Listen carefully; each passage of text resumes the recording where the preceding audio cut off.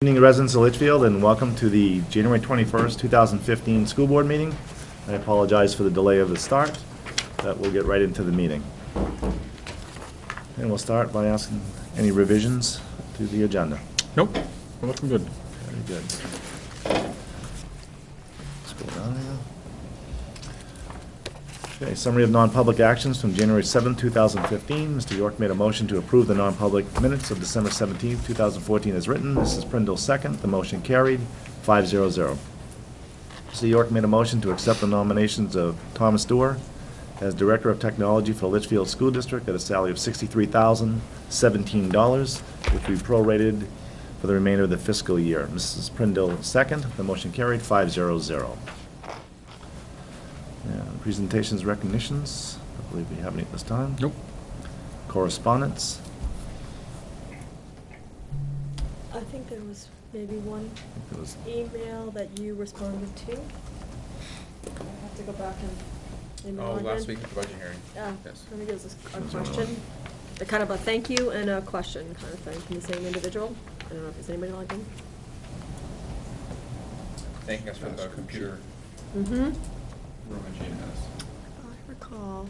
And then complaining about the fourth grade teacher being cut. Yes, that was it. We also got an email from Mr. Pascucci Yes, we did. As a citizen. as a citizen. I can get. I think I may have forwarded that already to you, Michelle. Yeah, just give me both of them when you get them. I think I've already sent them to you. Oh, okay. Right. Yeah. Approval for draft minutes from 1/7. Make a motion to approve? Second. Conversation. All those in favor? Aye. Opposed? Abstained. 5-0-0. We also have a set of draft minutes from 1/13.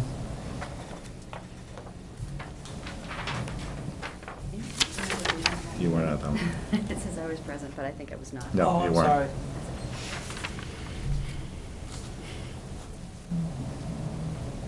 Make a motion to approve? Second. Any further conversation? All those in favor? Aye. Aye. Opposed? Abstain. Abstained. 4-0-1.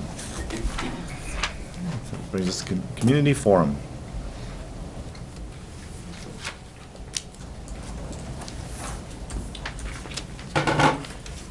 Good evening, Jason Gert, 11 Perry Court. Got a couple questions on the default budget. I'll save that till the end, just a couple comments real quick.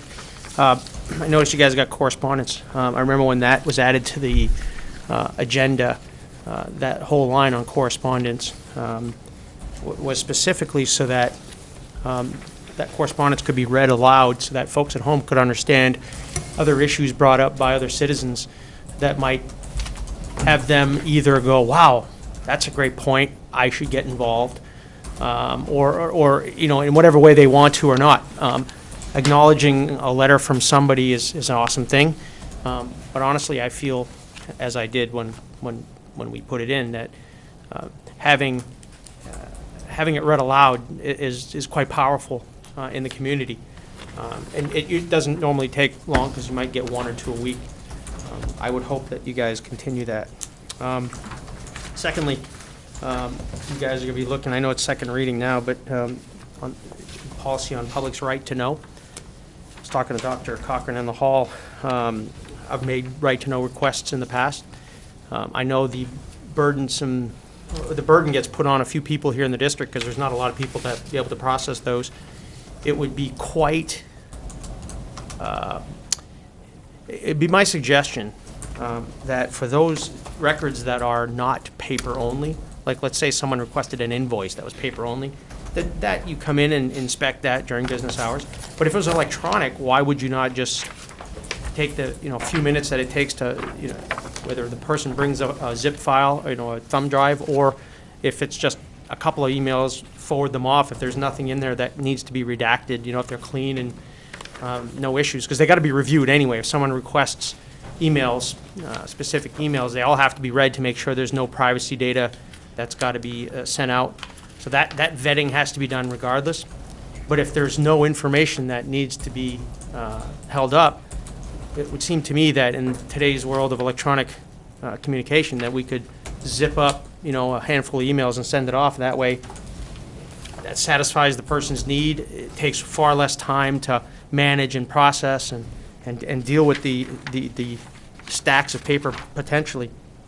And then lastly, because I quite involved in understanding what the law was, you're saying that if nobody or if someone fails to deal with it after 30 days, you'll destroy them. I believe the law says that to destroy that, it has to follow the district guidelines with regards to destruction of records. So if the policy of the district is after 1 year, documents are destroyed, not these specifically, but your overall policy for record destruction is 1 year, 5 years, 100 years. That's what you have to be consistent with. You can't just parse out this one because the law doesn't allow you to parse it out. It says your records. So a government record is a government record by statute, so you have to treat it like every other government record. You can't say what you requested is going to be thrown away. It has to be kept. I think part of the problem with that 30 days and why I know specifically there's times when I had stuff lay about beyond 30 days is because it's very difficult to get here during the business hours of the district. We all work, and so you have to take a day off, and it makes it cumbersome, and it impairs a person's ability to have access to the record that they have access to. Granted, like, again, Dr. Cocker and I were talking, if it's some organization out of Arizona who's just fishing for something, right, and paper documents, yeah, you make them come get them. But if it's a citizen of this town looking for something legitimate, why hamper them in any way? I do understand a cost of 30 cents. That's not inappropriate. But, again, you'll never have to encounter the 30 cents if it's an electronic document. It comes right to you. So to me, it's an open thing. It's an inviting thing to the community. It doesn't set up a wall, a barrier, a perceived one, or real or not. It says we're open to giving you your information, and we're not going to place barriers. So that's just my input. Lastly, I was looking at the default budget. I hear there's been changes since this one was forwarded to me last week. But I'll just discuss my few concerns. Dr. Cochran was good enough to explain some of it. But for me, the numbers in total salaries is more than I anticipated based upon the contract that was passed, the teacher's contract. And there may be other things in there, like some hires for pairs and things like that is just not granular enough to understand where those numbers came from. So it might be a good idea to be able to just, not finally, but, generically saying, we hired 3 pairs and it equals this, and this was due to the contract, rather than this number of 359, because that's hard to walk back to as a person out in town. The other one I have concern about is curriculum review schedule. That's an increase of $44,000. Again, we've been operating under default, so there is no plan in this district, no authorization by the legislative body, which is the voter, to approve such a plan. So that is not a contractual thing or anything approved by the voter, so that would at least have to stay flat. Same with the technology plan. I'm not aware of any new leases that would have increased those costs, no contracts that are new. Insurance, you can't help that. And then snow plowing, if Dr. Cochran alluded that it might be a 3-year snow plow contract that you had that increased it, I just don't remember it. So what I'll do is I'll send an email off, Brian, to you, and copy Dr. Cochran and Frank, and hopefully we figure that out. Or I'd just like to know what that is. Other than that, default budget looked good. Well done, thank you. Any other public input?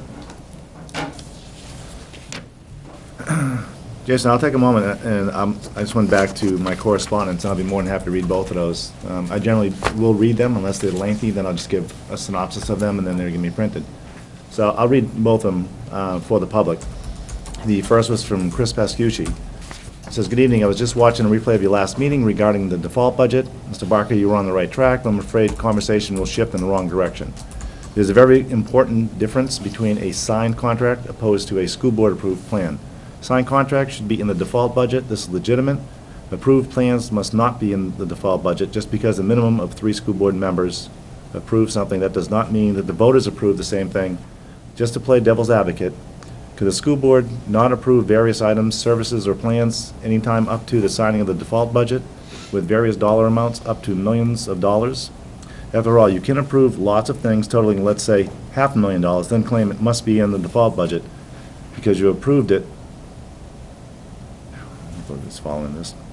Approved it in your, just following your plan.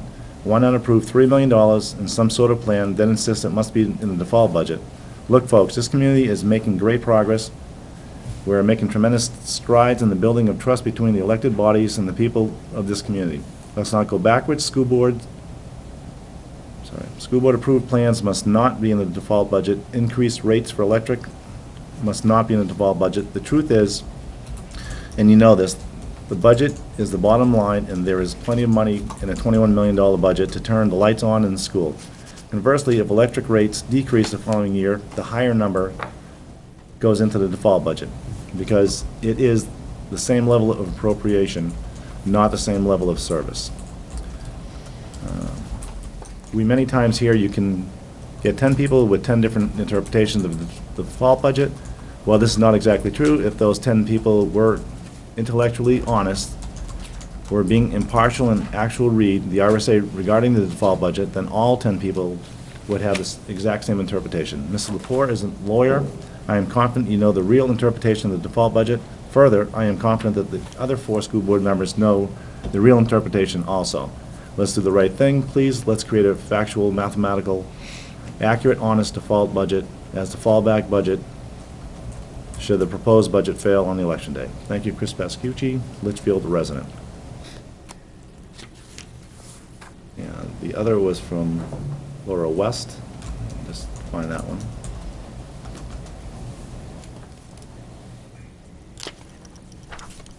The other was from Laura West. Dear school board members, I am writing to you to inform you how grateful my family is of GMS Computer Lab. I have a 3rd and 4th grade at GMS, and also daily they come home excited to show me and my husband what they have learned in the computer class. My 4th grade just put together an amazing PowerPoint presentation that could not express how proud we were. I know as a board you usually are sent non-happy letters, but I thought you would want to know how much the GMS Computer Lab has done for our children, and we are grateful for the board, Dr. Cochran. Thank you, Laura West. So those were the 2 correspondents. I think she actually sent, I can't get in, I think she did send another one. Send another one? 4th grade teacher. Yeah. Is that- No? No, she did. I'll read it, I can get it. Sorry. That's right. I don't see it, so. But if I find it, I'll read it the next meeting. All right, we'll go back.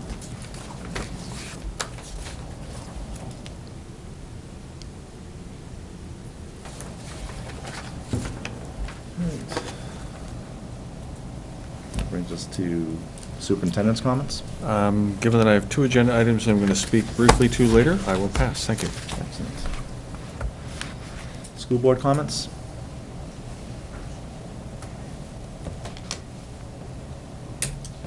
I guess, do we want to, we had a public hearing earlier before most people, we didn't have the television on, right? So we accepted the donation, it was an anonymous donation for $10,000 to the science program at the high school. So I think we should publicly acknowledge that and thank the very generous anonymous Yes.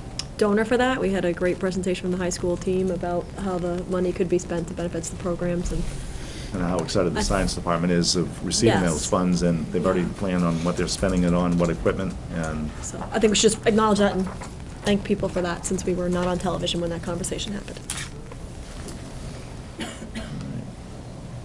any other comments? So that'll bring us to the finance mid-year report. Thank you, Mr. Chair. Given the time that it is, I'll make this brief. I did provide you with a cover memorandum, and this, as I provided you last year, is a mid-year kind of a snapshot where we're at as a district. It is mid-year fiscally, but it's month 4 completion, September through December for the school year. I won't go through the actual report. It's the same snapshot report, but I did provide you also a breakout of, again, 75% of the expenditures for the district is in the areas of salaries and benefits, so I gave you a detailed breakout. And I also included a end-of-year projection. It's a little bit early to start doing that, but obviously it's something that we want to keep close tabs on. As an overview, expenditures, we do have in the salaries an underspend of approximately $313,000. However, approximately $106,000 of that will be spent in both the daily and long-term substitute lines. One of the areas that we have discussed with the school administrators that is problematic is the district's inability to hire on-call nurse substitutes. As you know, we must have a substitute, a nurse in the building if the nurse calls out or a planned day off. For personal reasons, we must have a nurse in the building. Right now, because of our inability to hire or to find suitable nurse substitutes, we're contracted with a staffing agency, a nurse staffing agency, and we're paying approximately $350 a day daily rate for that individual. So it's quickly going to become problematic for that particular line from an expense standpoint. So we do have a meeting, follow-up with the school administrators tomorrow at an administrators meeting as well. Now, overtime is an issue.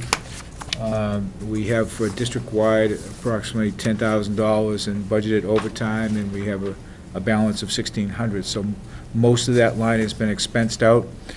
The budget, during budget development last year, the overtime for the most part is substantiated with two major areas would be the high school for senior graduation activities and the grounds during the winter when we have snowstorms and we have to call in the custodial staff. So that's also an area that we're going to be watching, and if there are any budget transfers to the overtime line, we will look closely at that.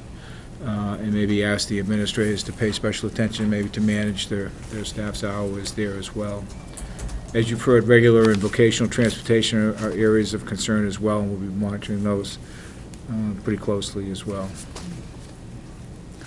Other than that, the district, on a revenue standpoint, going back up to the top of my memo, I kind of went backwards on you. We've received 2/3 of the anticipated revenue to date, so we're right on, a little ahead of schedule on that, but that's usually where we're at mid-year, whereas about 2/3 of our revenue projections have come into actual. So the district is in good shape. Again, there are a few areas that are problematic that we'll be monitoring and working with the administrators on.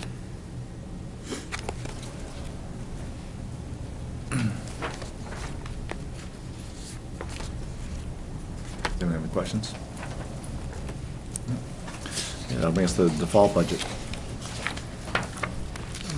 I apologize for this not being on the website. This is the actual default budget. I have a few updates. Sure, we need to keep this together. We have to sign that at some point in time. I think Michelle has a copy for you to sign.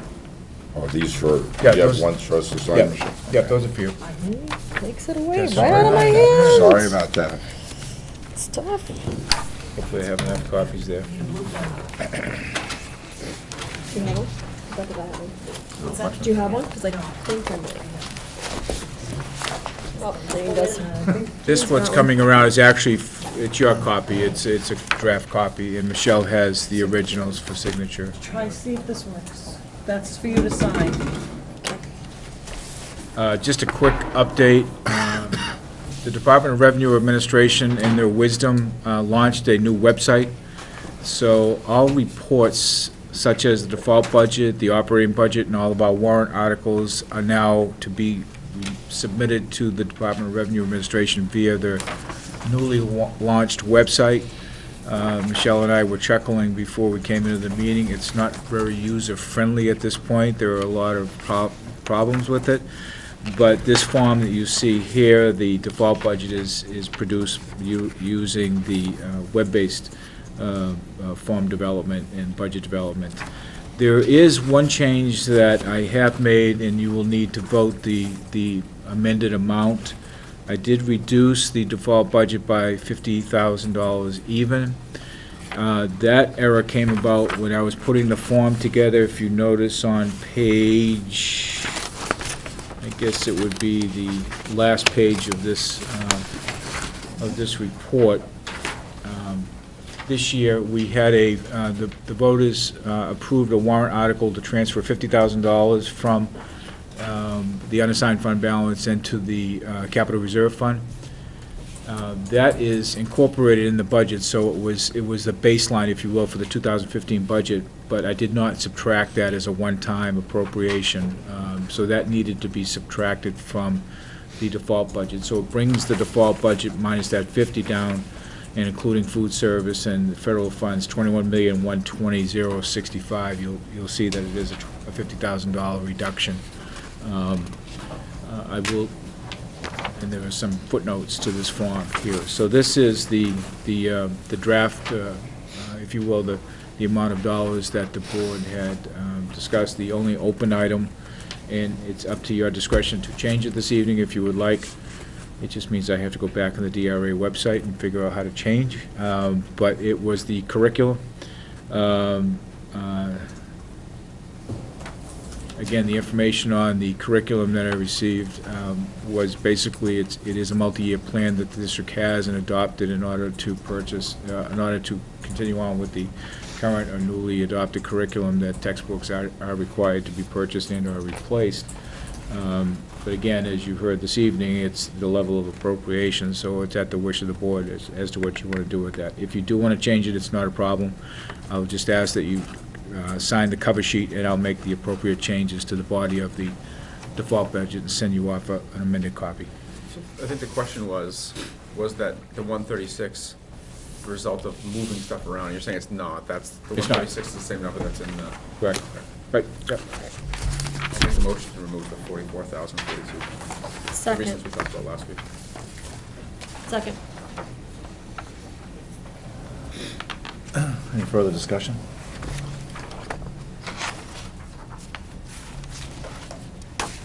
All those in favor of removing the 44,013? Aye. Aye. Opposed? Abstained. 500. Is that the exact amount? Yeah. 44, yep. Just flat. Yep. And again, I'll make those changes if you could sign the cover sheet tonight, because What's going on? we have to actually post by Monday, the 26th, which I believe is Monday, so. As long as it's in the minutes, so we removed it.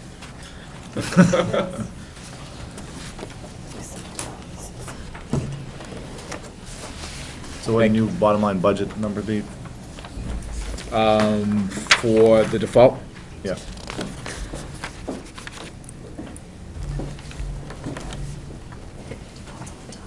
Is it 44 up to 21,120? it would be the 44, 21, 120, 065, Yeah, off of that one. minus the 44. You're gonna make me do it out the long way? No, that's fine. I just wanted to make sure which one was coming off of. Yes, this is We're a not test all of your signing individual ones, mathematical are we? We're education. gonna pass it on one? No, or- just one. No, it's the top folder of what I handed you with the blue pen. The others are just. Yeah, we just copies. need These are ours, okay. Yeah. Gotcha. So it would be Come around. Mr. Chair, it would be the 44 off of the 12 million. 21,120,065. Yep. So minus your 44 for that. Yep. Must have had a good math teacher.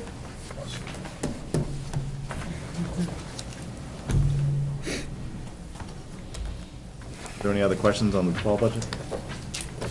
Maybe not.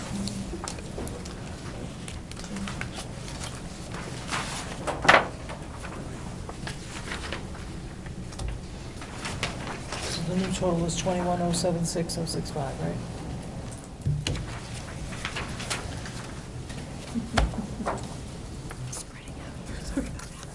So do we need a motion now to accept the new default?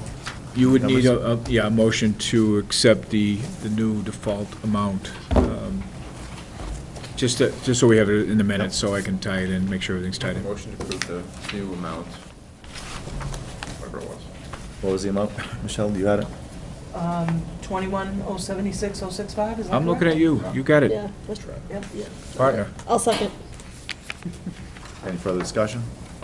All those in favor? Aye. Aye. Aye. Opposed? 500. Mr. Chair, that will obviously change your warrant articles. The board does need to vote on Article 1. All of the other articles have been voted with the proper recommendation noted on those, except one. The Article 1 then will change the default to the newly voted figure on the default budget, operating budget. But the board will need to make a recommendation as to whether or not to recommend Article number 1. I'll make a motion to move the article. Second. I have no intention of voting for it, though. Keep the two separate. Boy, I had I'm to not sure think the for a DRA second, like, I'm not sure DRA will let us put that on the warrant, but we can try. Derek Barker will not. So, is the motion to recommend? Yes. no. I thought Yes. the- You have to make You have to- a motion to recommend, Yeah. and then the motion will, then the motion can either pass or fail. Pass or fail? But it has to be a I motion thought to the, I thought the recommend. motion Derek just made was to change the war, to, You have to make, you have to not, it has to be You don't have to make. a not motion to or change the recommended by the Okay. school board, so you have to recommend the warrant article. okay. You have to make a Motion to motion recommend the to warrant. approve Article 1 as written. Just like we do the other ones. To Okay, so you approve want to Article make a 1 is- motion to approve the warrant, who's, Derek? is Derek's doing it? making that one. Yes, and I second it, yes, that's what I thought I was I doing. think we should, Wait, all those in favor? well. We have a quick Do we have discussion. discussion? No, I mean, do we have to just, No, it's a motion now, we just Okay. can have a so we have to discussion. approve the motion before we make a Right. motion? I think, I'm obviously not in favor of it, but I think we should, for deliberative, come up with a reason why we're not in favor of it and what changes we would like to see in order for us to be in favor of it, which would then make the budget committee not in favor of it, but whatever, it's our budget. But, I agree, I think that's what we yeah, talked about last I think week. it's the fourth grade teacher. I'd be happy with the fourth grade teacher on the bus, personally. Irrelevant of whether it's the fourth grade teacher or the bus. Yeah. The budget committee made policy with this budget, in which they changed the direction of the school board by removing a teacher, which based on our own plan is necessary, and by removing dollars for a bus, based on the fact that the school board had started a process of reviewing that bus process. They made a determination to go ahead and do that when there's no justification to be able to do that, and the impact to the voters is unknown. And so, for that reason, I believe the school board should reject the budget and strongly encourage that it fails. And as painful as it is to work under a default budget, the budget committee should not be allowed to direct school policy. And if they are going to do that, then maybe they can come in here and sit every other week and direct school policy. But They can get the hate mail. I mean, I think that they truly were very unfair to the students at GMS and to all the students that use our buses, and for the issues that may occur because of that. I'm glad you brought up that last point, John, because I was going to mention it, that you said the impact to the voters, but they also don't understand, nor do we understand what the impact is to the students, as far as in both these situations. One student, one teacher less, and one bus less.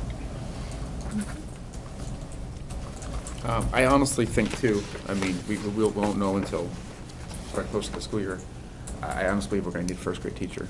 And we can find a teacher, but trying to find a fourth grade teacher and a first grade teacher is gonna be much, much more difficult. So you say there may be more students on that bus we're not going to have? That too.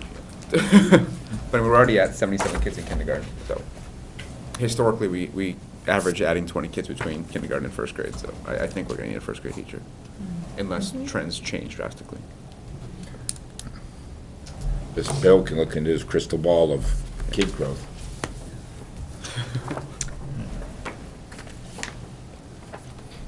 Further discussion? All those in favor of Article 1, as written? We're saying we're not talking recommend, we're talking, or are we? I think we're recommending right You are now. talking recommend. Yeah. Just, Okay. excuse me, point of clarification, it's, the article has been approved, it's just, it was modified, and you voted to modify it, now you're voting to recommend. Correct. Right. Or not recommend. Well, If the motion fails. Now, yeah. Right. Now we are. So all those in favor of recommending Article 1, signify by say aye. Opposed? Opposed? Aye. Opposed. Abstain. So the recommendation is 0-5-0 against. Not recommended. Correct? I'm gonna send around 3 signature pages. Do you wanna see these? Can I sign in black? You can sign it any color you want on that one. Mr. Chair, the only last piece I've got, I'm going to send around a copy for each board member to keep. This is a copy of the MS-27, which is technically the report of the Budget Committee based on the school boards. It will show the school board's recommended budget, the Budget Committee's recommended budget, where those cuts are, as well as projected revenues. So this is for you to keep. This is another online report that the Budget Committee already has signed the signature page, so we will be submitting and posting all of this by next Monday. I'd also like to make a motion to reopen Article 5 recommendation, so we can have a full board vote. Second. Oh, wait, do you want us to sign this then, That's Michelle? We already have them now.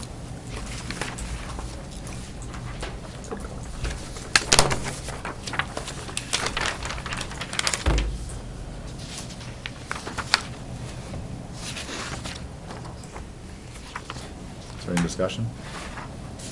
Or, No, I think the reason, good call on Derek's part, we talked last week about we would want 5 votes to be recorded on the warrant article ballot, whatever you call it.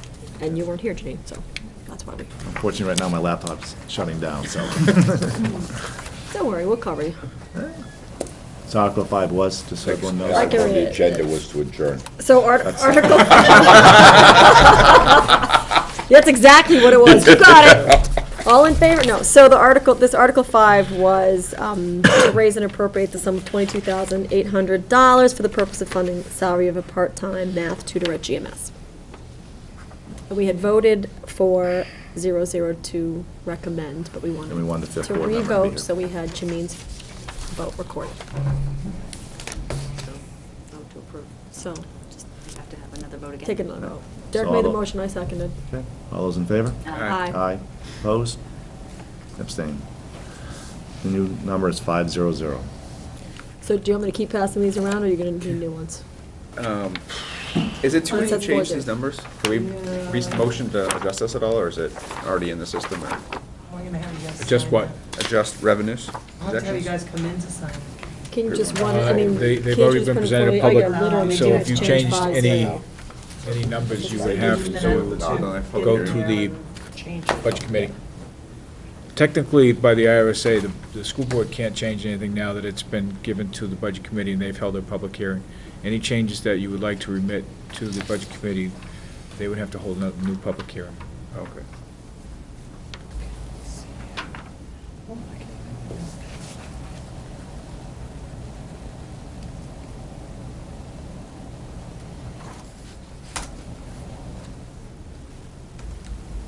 Anything that brings us to fund balance?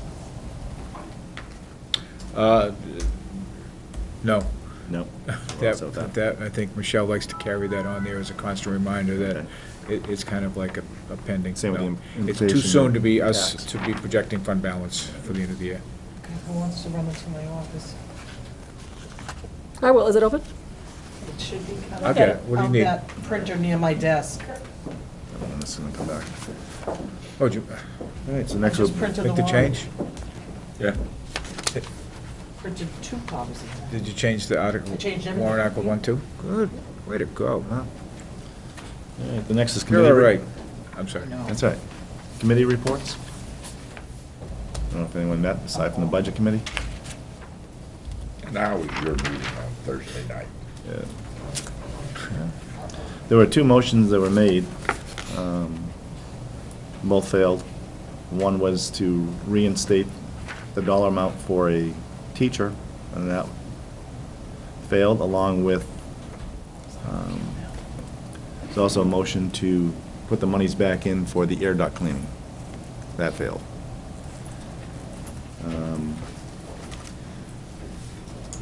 And at that point, a member of the budget committee said that they would put those dollar amounts in, along with the bus even. Not the ventilation, but the bus and the teacher. But the monies would come out of the back end somewhere else in the budget. Thank you. And Madam Chair brought up at that time that, it's kind of foolish for us to go through this conversation, which is absolutely correct, that, there's no sense in putting it back and then taking it out again. So they've already gone through the process, so it's, at this point, it's their budget, and that's the way it stands. Because there really would be no sense in putting those two articles back in, those amounts back in, and then just taking them out again somewhere else. And she thought it would be foolish, which definitely would have been. And that was about the extent of the meeting. It's 2 copies. I don't know if anyone else met. You mean, but speaking of the air ducts, would it be possible to get an inspection before deliberative, so that if it gets brought up again and some motions to add that money back in, we can at least speak intelligently about it? I know we had recommendations supposed to be done every 3 years, but Right. do we know what kind of state it's in today, so that we can Well, I mean, comment on it? We can order one. How much would an inspection cost? We just had the discussion today at GMS, because we do have money for an air quality test there, and I want to say it's $3,000.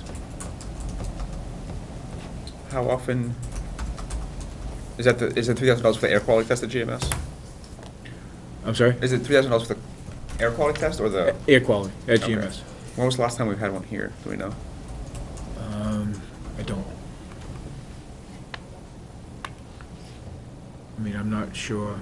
I've never heard of one being completed. I think it's worth probably, I don't know how the rest of the board thinks, but I think it's worth doing one if it's gonna be a topic of conversation. It was either 2010 or 2011, but we did have it done here.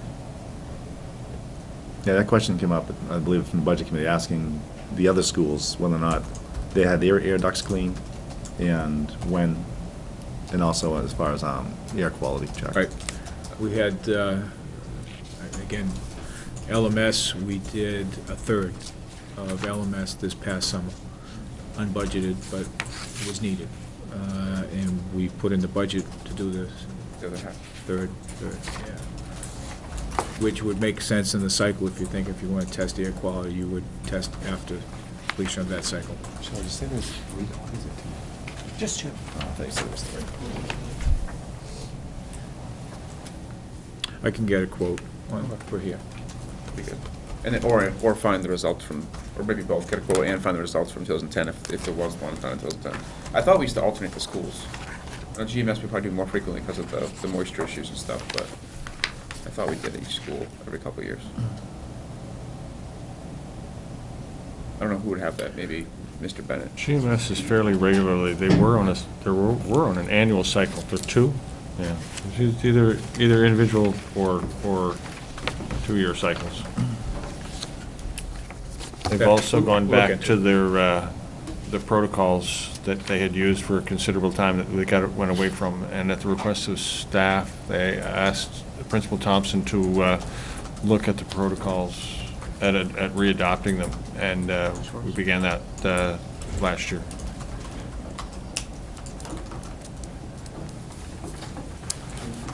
Oh, thank you. I tell them straight up, don't give me originals. Okay. I don't think you need a motion from us or anything, but. We'll if you- find out. We'll take a look at it, see if we can get that information before the deliberative. I'm not sure we'll be able to get an air quality test. I'll probably pretty certain we can't. Yeah, it's probably go up, But if we can find it, if The results from that's the whatever. first I've heard that we did a test in 2010-11, we'll see if we can dig that out. I think we have that. Yep. All right, thank you. You're welcome. All right, that'll bring us to enrollment report for December 2014. One withdrawal during the last month. At the high school, annually, we are up, what is it, 9. Only 2 of which are from the pre-K program. And if you recall, that has to do with students who are age 3 or 4, who, some of whom are identified per federal and state regulation and/or in a program that is 50% students on IEPs and 50% normal peers. So the fact that that number is stable is good. Other than that, from, end of September to now, we're up 7 other students, which follows similar trends. We tend to trend up during the year, and then more moving over the summer, with a net change year to year has been running between 1% and 2%. So very similar pattern to the last 2 years. All right. So I'll go to older unfinished business, and this one's been around for a while. Diploma of Distinction Recommendation. Really? I know you have this, if you want a hard copy to pass What? around. So we went back to committee with the diploma with distinction and gathered more information, and the recommendation from the committee would be 3.92 GPA, 30 credits by graduation, 15 honors or AP classes by graduation.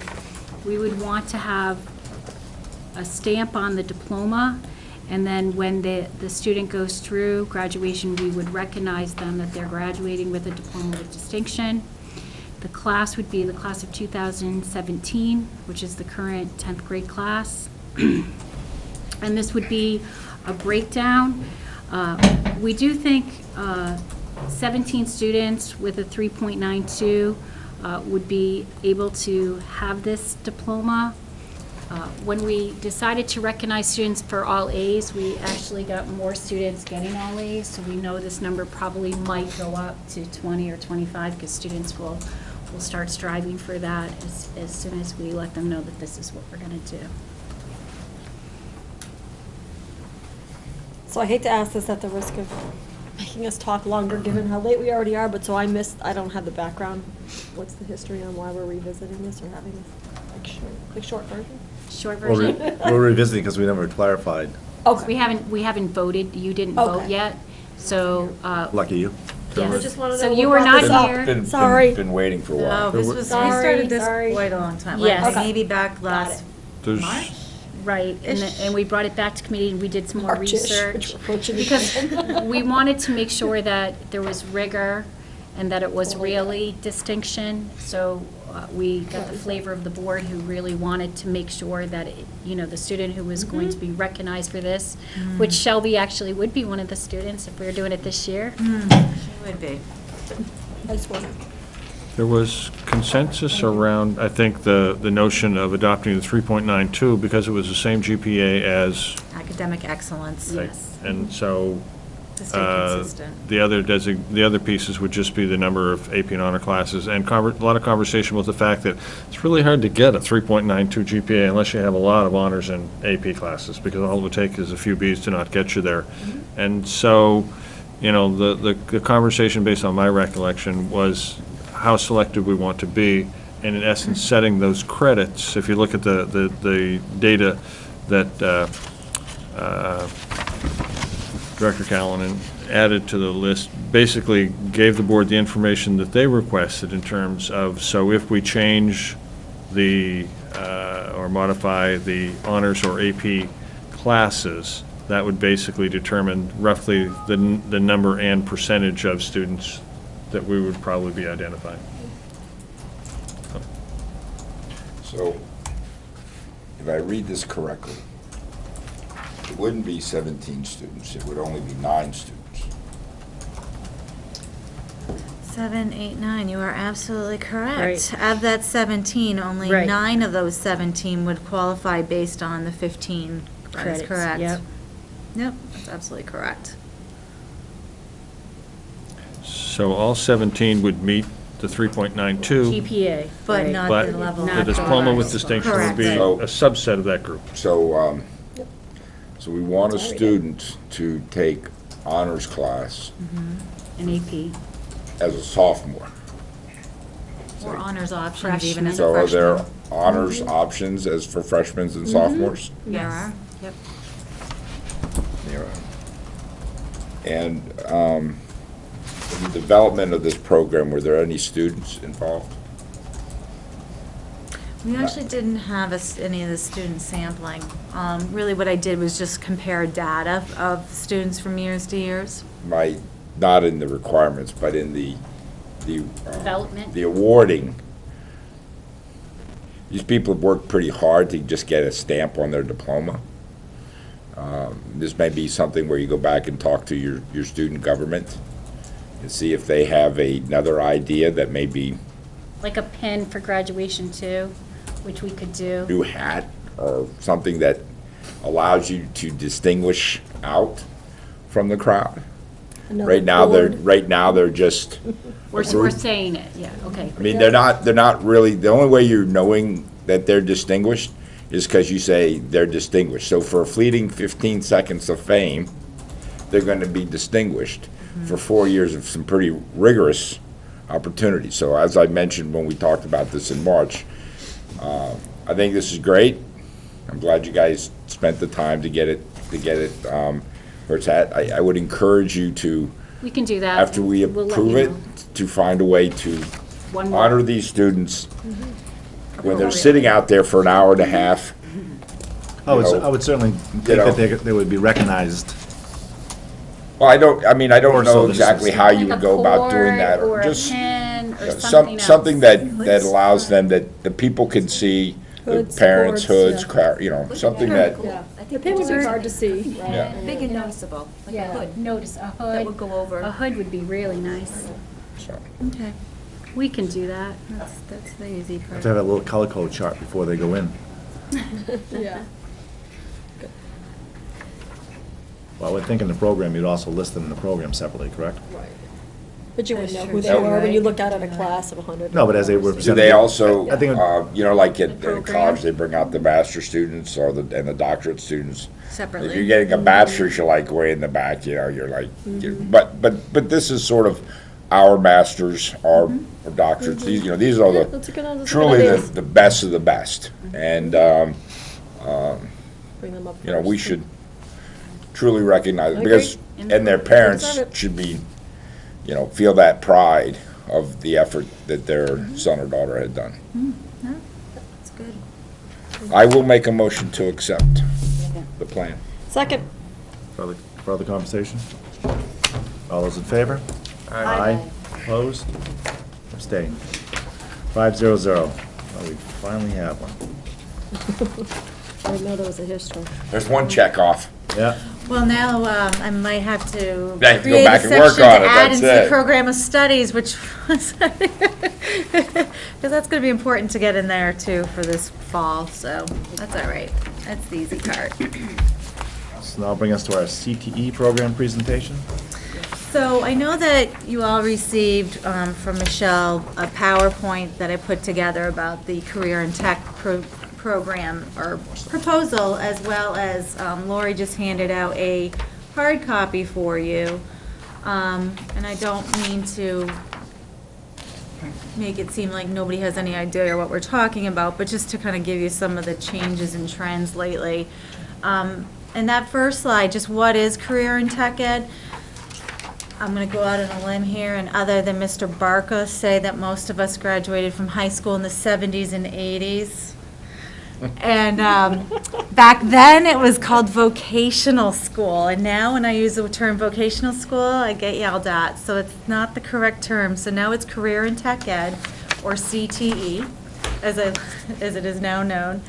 It's a 2-year program, so our students will actually receive a presentation from our CTE sites next Friday, January 30th, about the different programs that are available to them at our locations that we, as a team, have approved and agreed to send them to. So in their sophomore year, they do fill out an application, and then the applications are reviewed by each of the schools. When students do that, they are committing to a 2-year program.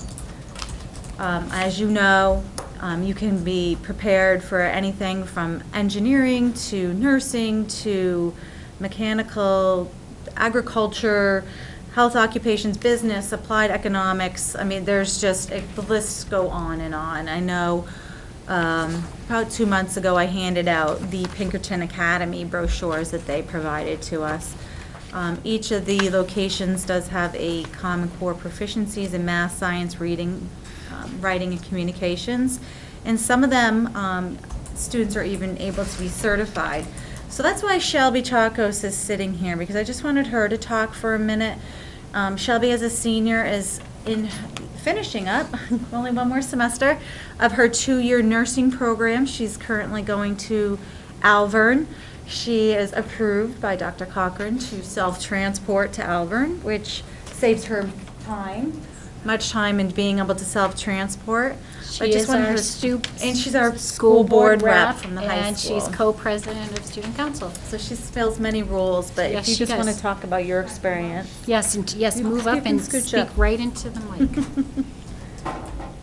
She's a good speaker. Okay, so every morning I travel to Alvern High School. I go right from my house because I live on Cutler.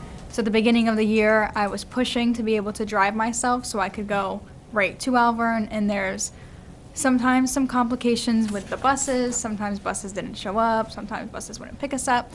So I drive myself every morning, and I'm in the Health Occupations 2 class. So my junior year, the first class, it's basically like the building blocks of the course.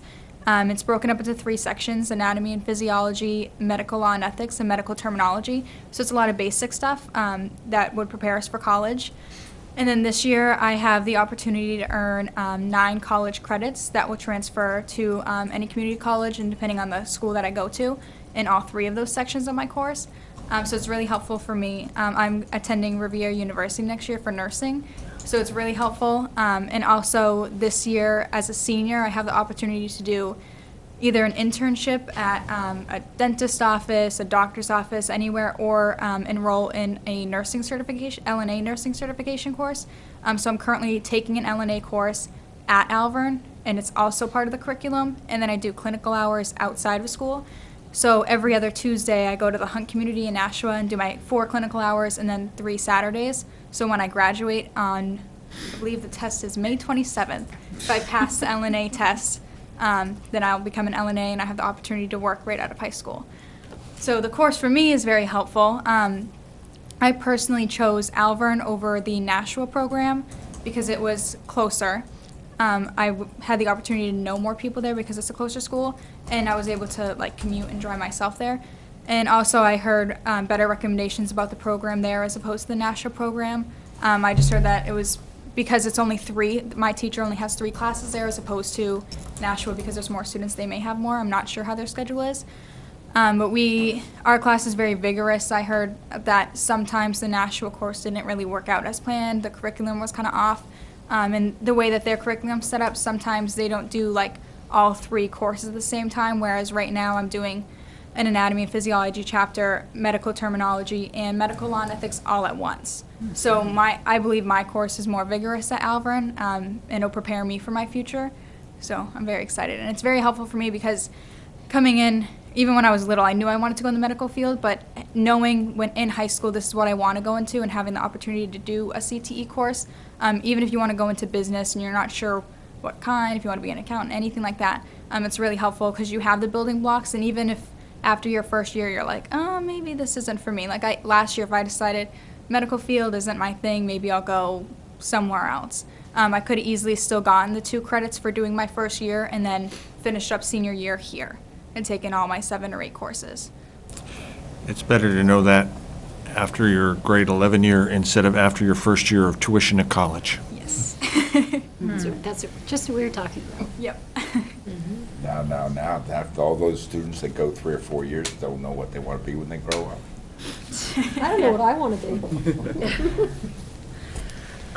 On slide 3, you'll notice what our proposed, what we're recommending and asking for you to consider, what our proposed sites are, is Alvern and Pinkerton Academy.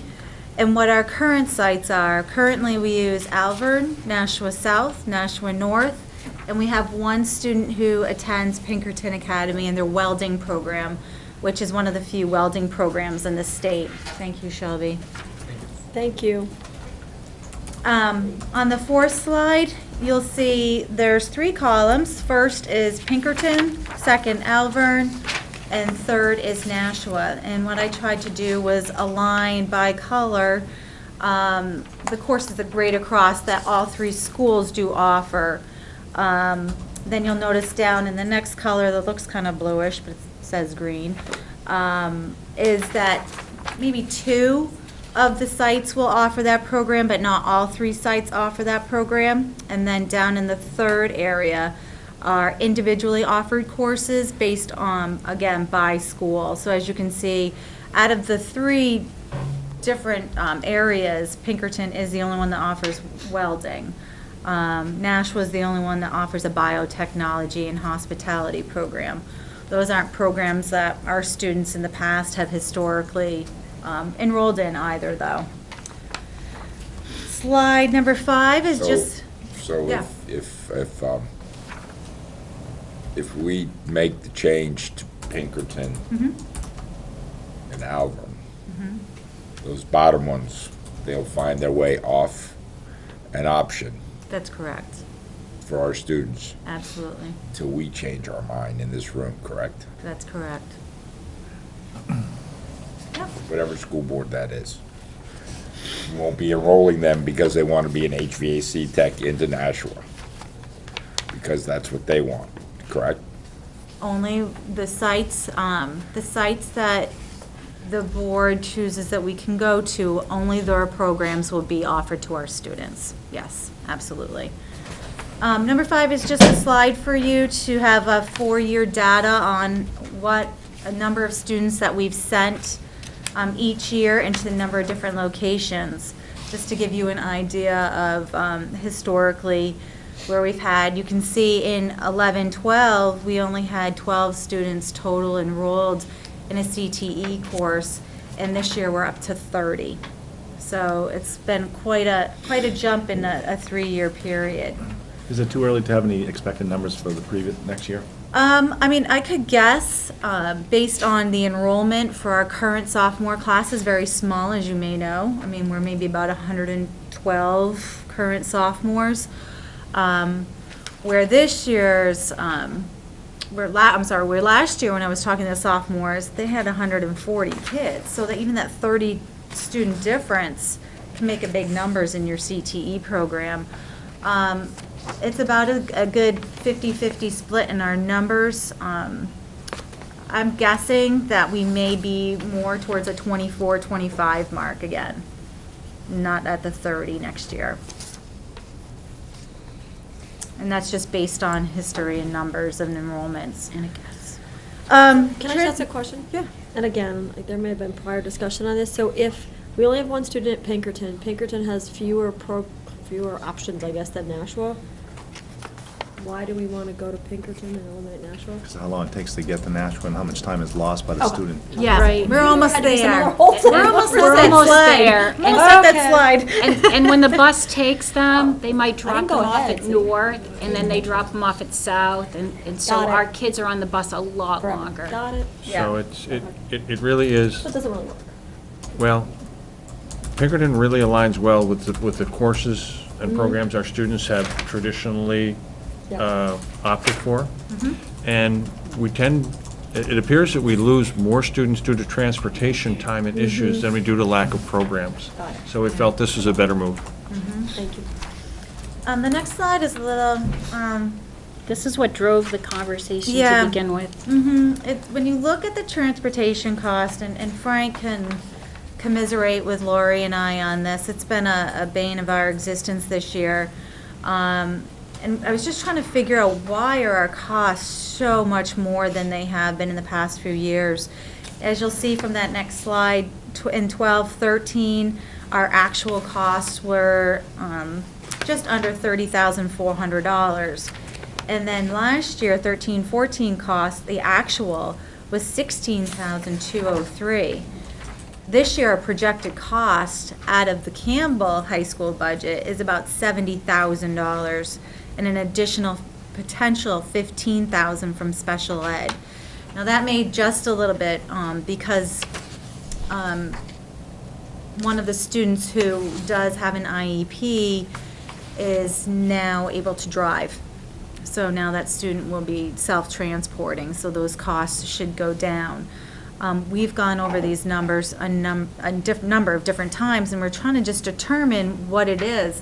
So when you look at that vocational bus schedule pamphlet that Lori handed out to you, that I develop each year based on each child, where they're going, what time they're being picked up, when they're going. Even 2 years ago, we looked, and there was only, tell me if I'm wrong on this one, Lori, there was one run to Nashua. And then last year, I believe, we Right. determined there were 2 runs to Nashua, and now this year we're doing 4 runs to Nashua, as well as the fact that First Student is unable to accommodate all of our transportation needs, so I needed to reach out to provider whose costs are almost triple what First Student is in Right. order to help our students and provide the transportation that's needed for them. So if you look at that number and panic, there is a story to tell there. It's not a fun story. Right, 30 kids, and we had more kids to Nashua. And this was the question that the BA asked us, like, okay, so you budgeted 46,000, but you're gonna be way over, you need to, give me a reason why. Just going on and describing our current situation, if we were to change in the fall to Alvern and Pinkerton, there would be no negative effect on the current students at Nashua. Every single class that our students are taking in Nashua, they would be able to take at Pinkerton. I've already confirmed that there would be a seat available for every one of those students. The only exception to that is we do have 2 students taking a design and visual communication right now that's not available at Pinkerton, but neither of those students are going to continue with that program. They're not interested in continuing with year 2 of that program. So there'd be 0 negative effect for those students. And then just finally, advantages. Pinkerton, certainly all their CTE, they've pumped a ton of money. I was employed there from '04 to '08, and since that time, they've focused on their CTE programs, and they've put a lot of money, so they have a lot of fabulous facilities and equipment to offer. It does give our students a different exposure. It's interesting to go from 1 building to 13, so, and different diverse student body at the same time. If that change was to be made, a simple memorandum of understanding would need to be signed by Dr. Cochran, by Mr. Bork, and then by the Lisa Danley, who's the head of the CTE program at the Department of Education. So we would just need to sign a memorandum of understanding with them in order to make that happen. But basically, I know, Mr. York, I know this is certainly one of your passions too, but getting our kids into the buildings and in classes. Our students that attend classes in Nashua miss 2 blocks a day. They're out of here half of the day. By going to Pinkerton, we're cutting down potentially an hour of commuting time when you add coming and going, which would allow them to be here for 3 blocks a day instead of 2. So really it comes down to time. And we Yes, would there's a save cost money. savings, Yep. but it's not huge, but the Independent transportation, studies, yes. transportation and independent studies, because sometimes with our voc kids, we're not able to offer them all of the core classes, which is their Right. schedules and our schedules, and so we're always looking for independent studies to clean it up. So if they're here, we wouldn't have to do that. If you look at the total number of bus runs that we have to provide to Nashua as well, Nashua CTE programs schedule external students where it fits more or less within their schedule. Pinkerton area students only have class either first period or third period. That's correct. So rather than the laundry list of bus runs that you see there to Nashua, it will be down to a run over for first period, a run back at the end of first period, a run over for third period, a run back at the end of third period. And especially the fact that the first period is in the morning, they miss no instructional time before that first class. So that's really, both a win for the instructional time and a win for the budget with what appears to be little or no decrease in the breadth of the programs that we use. So it seemed to be a pretty straightforward decision, but I think the board should vote to approve to enter into the memorandum of understanding with Pinkerton, if that is the direction the board would like to go, and that is the action that I recommend. So how do we free up the transportation restrictions I'm sorry? for this program? How do we? How do we eliminate buses for as many of these kids as we can? We already have an answer to that question. You hope I do. Well, and that's just it too. First of all, being able to, anybody that's going to Alvern, Dr. Cochran, as you know, has the ability, a lot of those kids do want to self-transport and can. So that would eliminate Can't buses. because of our policy, or can't because they don't have a vehicle? No, they can. No, she said can. Oh, they They can. They have the means to do it. They- But Right. legally, we have to offer them have to. transportation. And at one point in time, the schools did not want kids self-transporting because they just had no parking spaces. But now they're really open to it. You know, enrollments have gone down in Elver, there's more parking spaces. They're open to it. So close. It's so close. Right, that too. And then with Pinkerton, to Mr. York, was, again, if we're sending kids only first block and they're leaving here, the class at Pinkerton starts, I believe it's 7:20, 7:15. They're going to be They would leaving here guarantee. at 6:50 instead of 6:15, which then be one bus going there twice a day versus 4 times to Nashua. So, I mean, that's going to eliminate a lot of your cost in just making So you- two trips. But I mean, we could find ourselves that we still need a bus or two for a couple of students Absolutely. that may not have a vehicle that has that option. That is true. There's certainly going to be a few students that are going, and legally, we still are obligated to provide that transportation, so that we still will need to have transportation, but that should decrease based on the number of runs we would have to do by going to 2 schools instead of 4. Why are we legally bound that we have to give them transportation? Because it's not in the confines of the normal hours of Yeah, school? I double checked on that myself, and again, I spoke, or didn't speak with, I emailed with Lisa Danley, who runs the CTE program at the state level. Like, if it's a first period class, then I can see maybe getting transportation back. I don't see where we're legally bound to get transportation there. Because we're not responsible, we're not legally bound to give them transportation here in the morning, correct?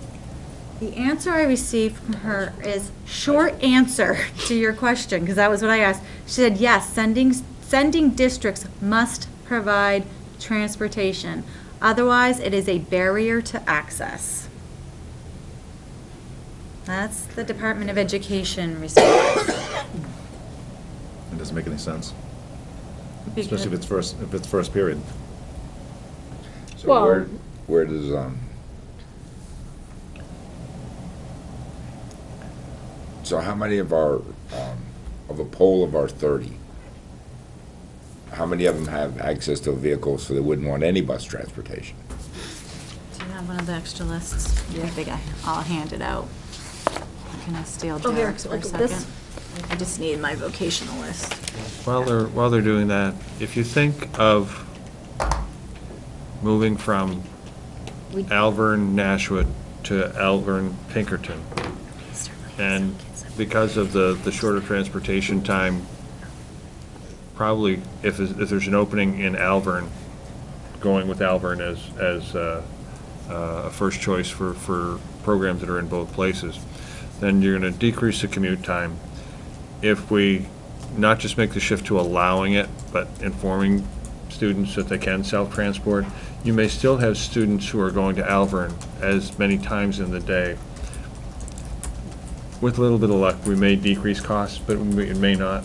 The big saving is the longer runs and the shorter runs and fewer runs at Alvern versus Nashua. My guess is, having one conversation a couple of months ago with Lisa Danley, and then pass the torch on to Jody, who's done great work. Perkins funding supports about 70%, Frank, of tuition and transportation in CTE programs. So it's federal funding, goes at the state level, and then gets pushed out to us. We get billed for it, and there is CTE tuition. It was in the budget that's approved, and the figure that's in the budget is what's left after the 70% reimbursement. So my guess is that under Perkins and the state regulations, if you're going to be receiving funding, then one must make sure that students have the opportunity to participate. Bill string. Mm-hmm. I'm just guessing. I looked at the 30 students we currently have. I know 8 of them would require transportation from the school out of the 30. So it is a small percentage, but 8 of them would. But even if it's one bus, it's still. Yeah. you're still, I think the savings you're gonna get in Right. transportation is one thing, but I just look at the amount of time that they're traveling. It's 45 Right. minutes, like one way possibly to Nashville, 45 minutes back, Yeah. they're out of It's school. a lot of time. Right. And it's been difficult too this year. Every year maybe creates or some new issue comes up. This year it was our students that go to the first Nashua classes have to be here at 6:15 in the morning. And our building isn't necessarily open at 6:15 in the morning, so thank goodness we know Bill Hicks is here, and 6 so he's o'clock. been able to make sure the students can stand in the vestibule area so if they don't freeze while they wait for that 6:15 bus. Those LMS students are outside. I know they are. 7:15, They're 7 tougher o'clock at the waiting middle school, outside. John. Come on. They get to high More school, middle they wear school shorts. kids. They don't want to wear coats in high school. That's the problem. So that's just another area there. I've worked in Nashua, I've worked at Pinkerton. The programs are wonderful, but just to give the students that chance to be here in the building more and experience the CTE program at the same time and not miss too much being here too, it would be a nice shake-up. So I have a motion and a recommendation. I have a motion that we accept this program as written, and that we move forward with the implementation of that for the fall school year. Second. Now let us vote that one. Any further discussion? All those in favor? Aye. Opposed? Then 5-0-0. Then I have a recommendation that the administration, either through bringing us a change of policy, or the school board in directing the superintendent to be a little bit more liberal in the interpretation of said policy to allow more freedom of driving occurs. Already done. So whichever one creates happiness with the students and Primex is the way we should go. So if it's a change in policy to make Primex happy, then we should change policy. And you guys should determine what that is. The policy hasn't changed. What has changed is, the ability to self-transport for reasons even of convenience have been in the policy all along. but we were really not making people aware of that, and we're in fact very much discouraging it. And over the last 2 years, we've changed the form and become more user-friendly. And there have been some cases where we have seen that in fact we are taking some opportunities away from students with a little bit not stricter interpretation, the interpretation has changed, but being more open to it and making it more accessible. And so we are actually to the point where we have a lot. We've already received information from the LMS ski group, the CHS ski group, and we started even last year. We had some students, if you remember, who were double booked. They were away for athletics and had to get back to CHS for, I forget what it was. And they did a parent transport and were accepted. One I of think our that in prior years One of that. our honors banquets or. Yeah, it was band and athletics, and so we kind of, Mr. Martin was nice enough to shift some time a little bit, and the girls' team won quickly. And so they were able to not have to wait for the bus to get back. But, so we've gone from basically saying, no, you can't, to, you know, it does allow it, it explicitly says convenience. And so we've been applying that policy and making people aware that it is there. So we're gonna make the ski club happy again, huh? Well, that's the same way you interpreted it 2 years ago. A couple of years ago, we were not following the policy at all.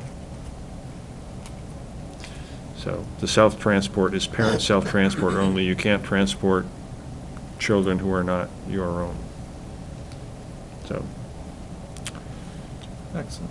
So the memorandum of understanding from Pinkerton is already been written, and I think Ms. Lepore has it in her hands, so. Thank you. In other words, you want us to sign it? Quickly before we change our mind. Yeah. Since we're here. Lori, 2 for 2. Not that Director Callahan can be direct or anything, but while you're here. No, I can pick it up tomorrow, or Friday's fine. I'd get their signatures while they're here. I know.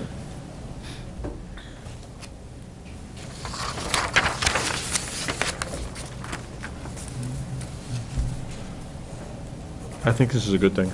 And CTE programs are becoming increasingly important, and the combination that our students spoke to today about not only getting the 2-year CTE program, but with dual enrollment credits is becoming increasingly popular. So, in fact, the number of students who are in classes that could result in college credit is, I think, one of the more important measures we're going to talk about down the road. How many opportunities are we generating for students to do this? Now, whether they take advantage of them or not, we're putting them in the position to, you know, depending on where you go, be able to bring in a year full of credits or a semester full of credits and finish early. And you're already doing college level work before you get to college. Is a great bonus and a benefit. Thank you. Yeah, I'll let our friends at Pinkerton know they need to show up next Friday, the 30th, to present to our sophomore class, along with Alvern. And Dr. Cocker, maybe we can talk about how to move forward with our Nashua counterparts.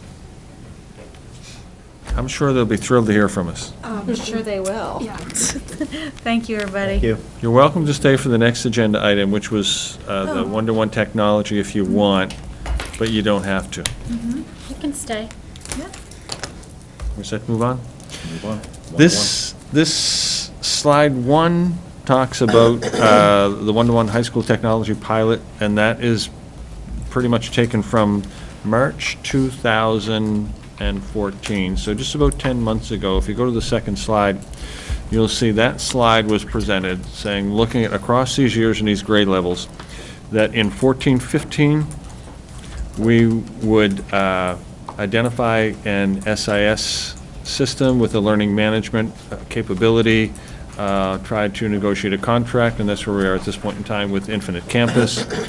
And that we would provide some pilot teacher PD for 15-16, and the grade 9, the incoming freshman class would do a bring your own device pilot, though that would require Director Callanan to offer parents the ability to register the children in one-to-one classes. So we would offer, for example, probably English, social studies, and science for sure guarantee that if you would indicate that you would bring your child would be able to bring a device every day that met our requirements, we would put them in a one-to-one class.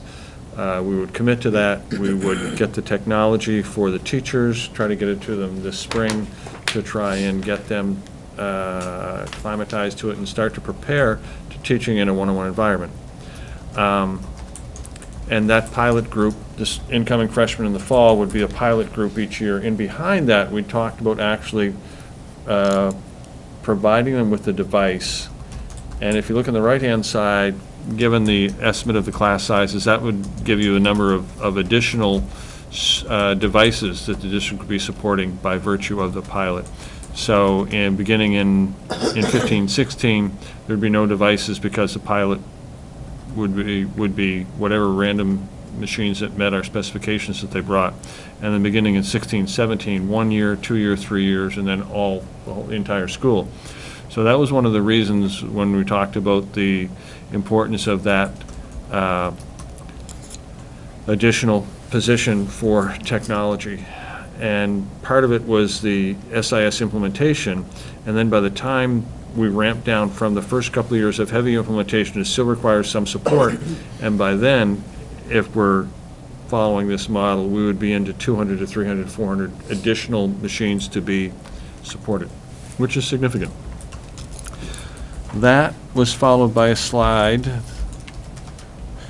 that indicated, given the price point of the device, which we said possibly a tablet, and the number, those were the district costs. In year one, if you collected a $100 fee from parents for each student to help defray some of the costs versus no fee, you have the price points, the years. And in the end, whatever fee you were charging parents should be across 4 grade levels, so therefore the amount of cost actually goes down.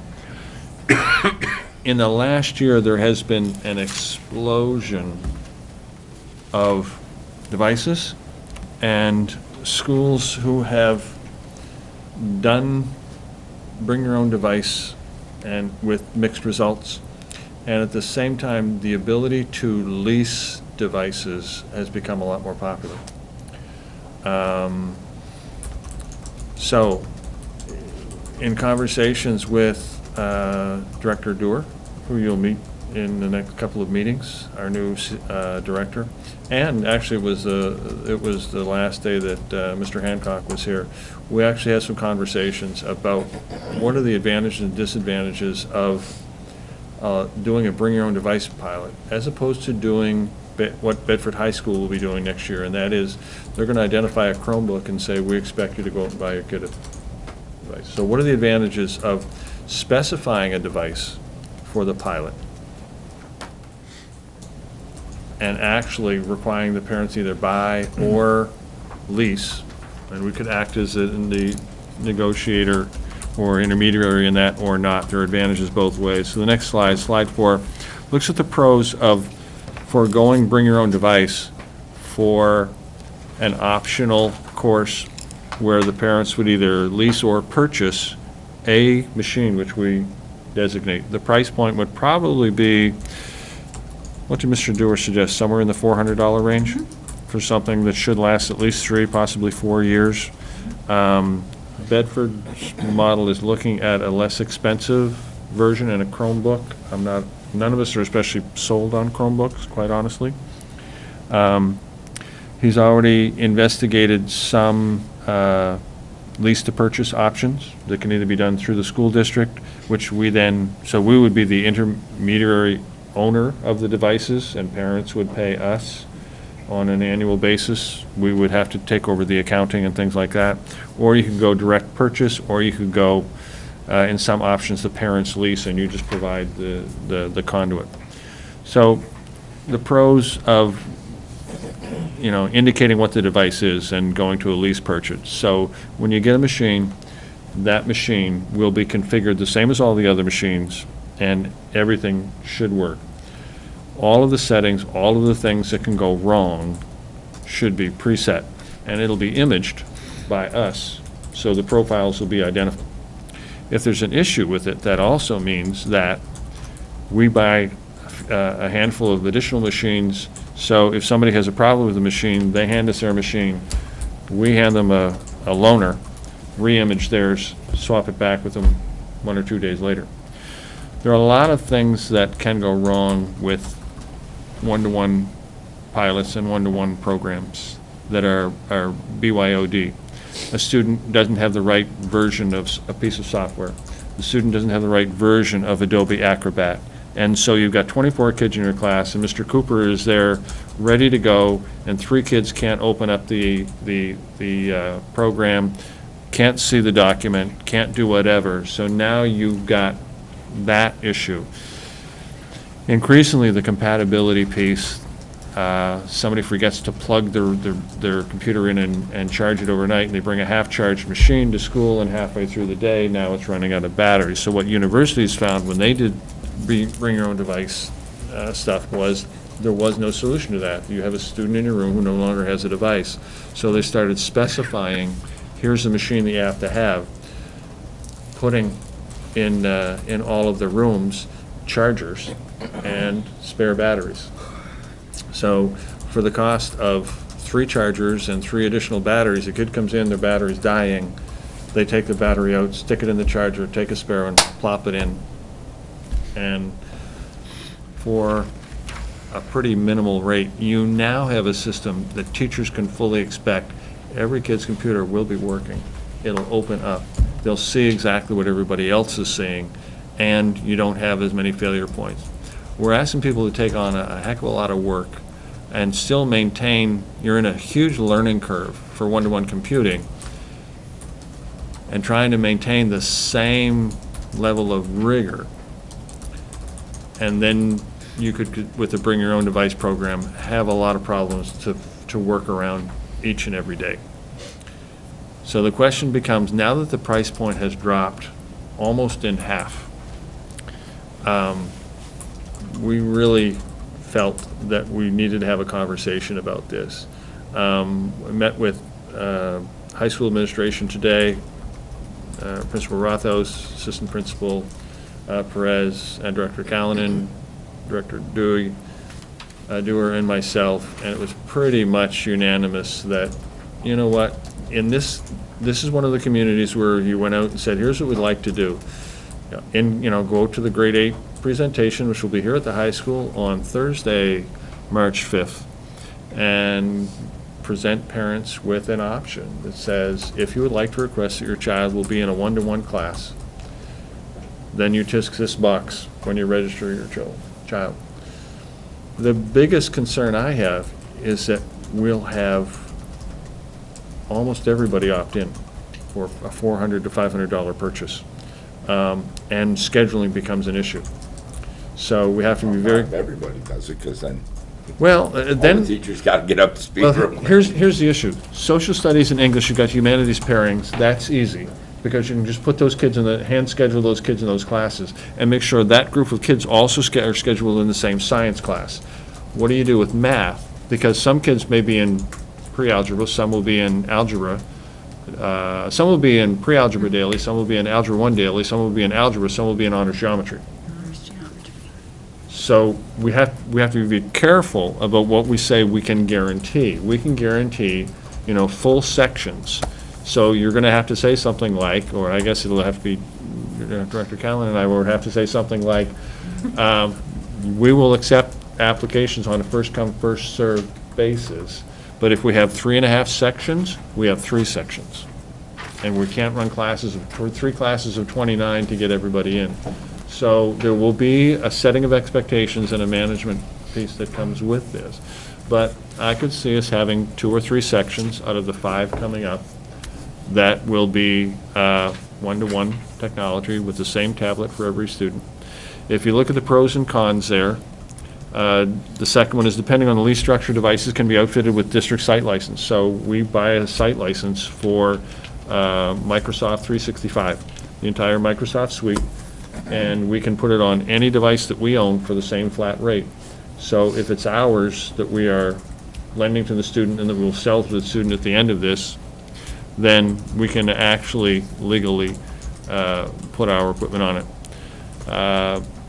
You'll be able to swap out, if a student's hard drive goes, then we will probably not be able to back up what they've lost, but we can swap it out, re-image it, and give the machine back to them after it's fixed. Spare batteries and chargers, and you can give students... When you have cloud backup to these things? Haven't discussed that. My brief conversation with our new IT director is that he has the same reticence about cloud computing as I do. It's depending on the configuration. Number one, I'll admit I don't know as much as I'd like to about it. But it's something we'll have to look at, whether or not it goes that way. If you go with Chromebooks, it's to some extent, because it is, depending on the situation, does use cloud computing, then it becomes probably more of a, not a requirement, but more likely. You know, the excuse, instead of my dog ate my homework, you know, the excuse that my computer ate my homework. And what's the provision for children who want to do this, but the parents just can't afford the cost?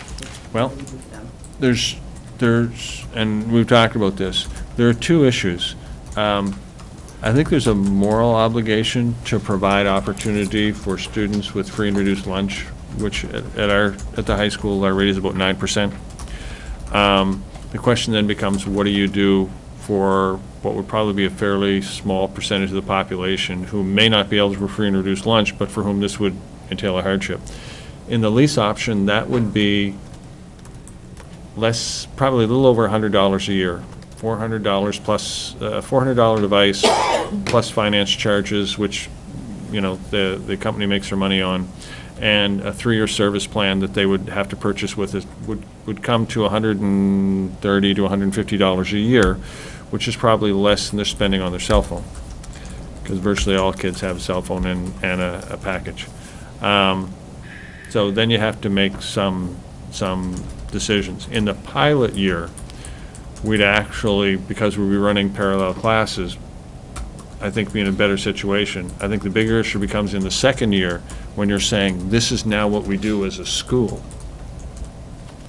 How do you handle that piece when virtually everybody has it?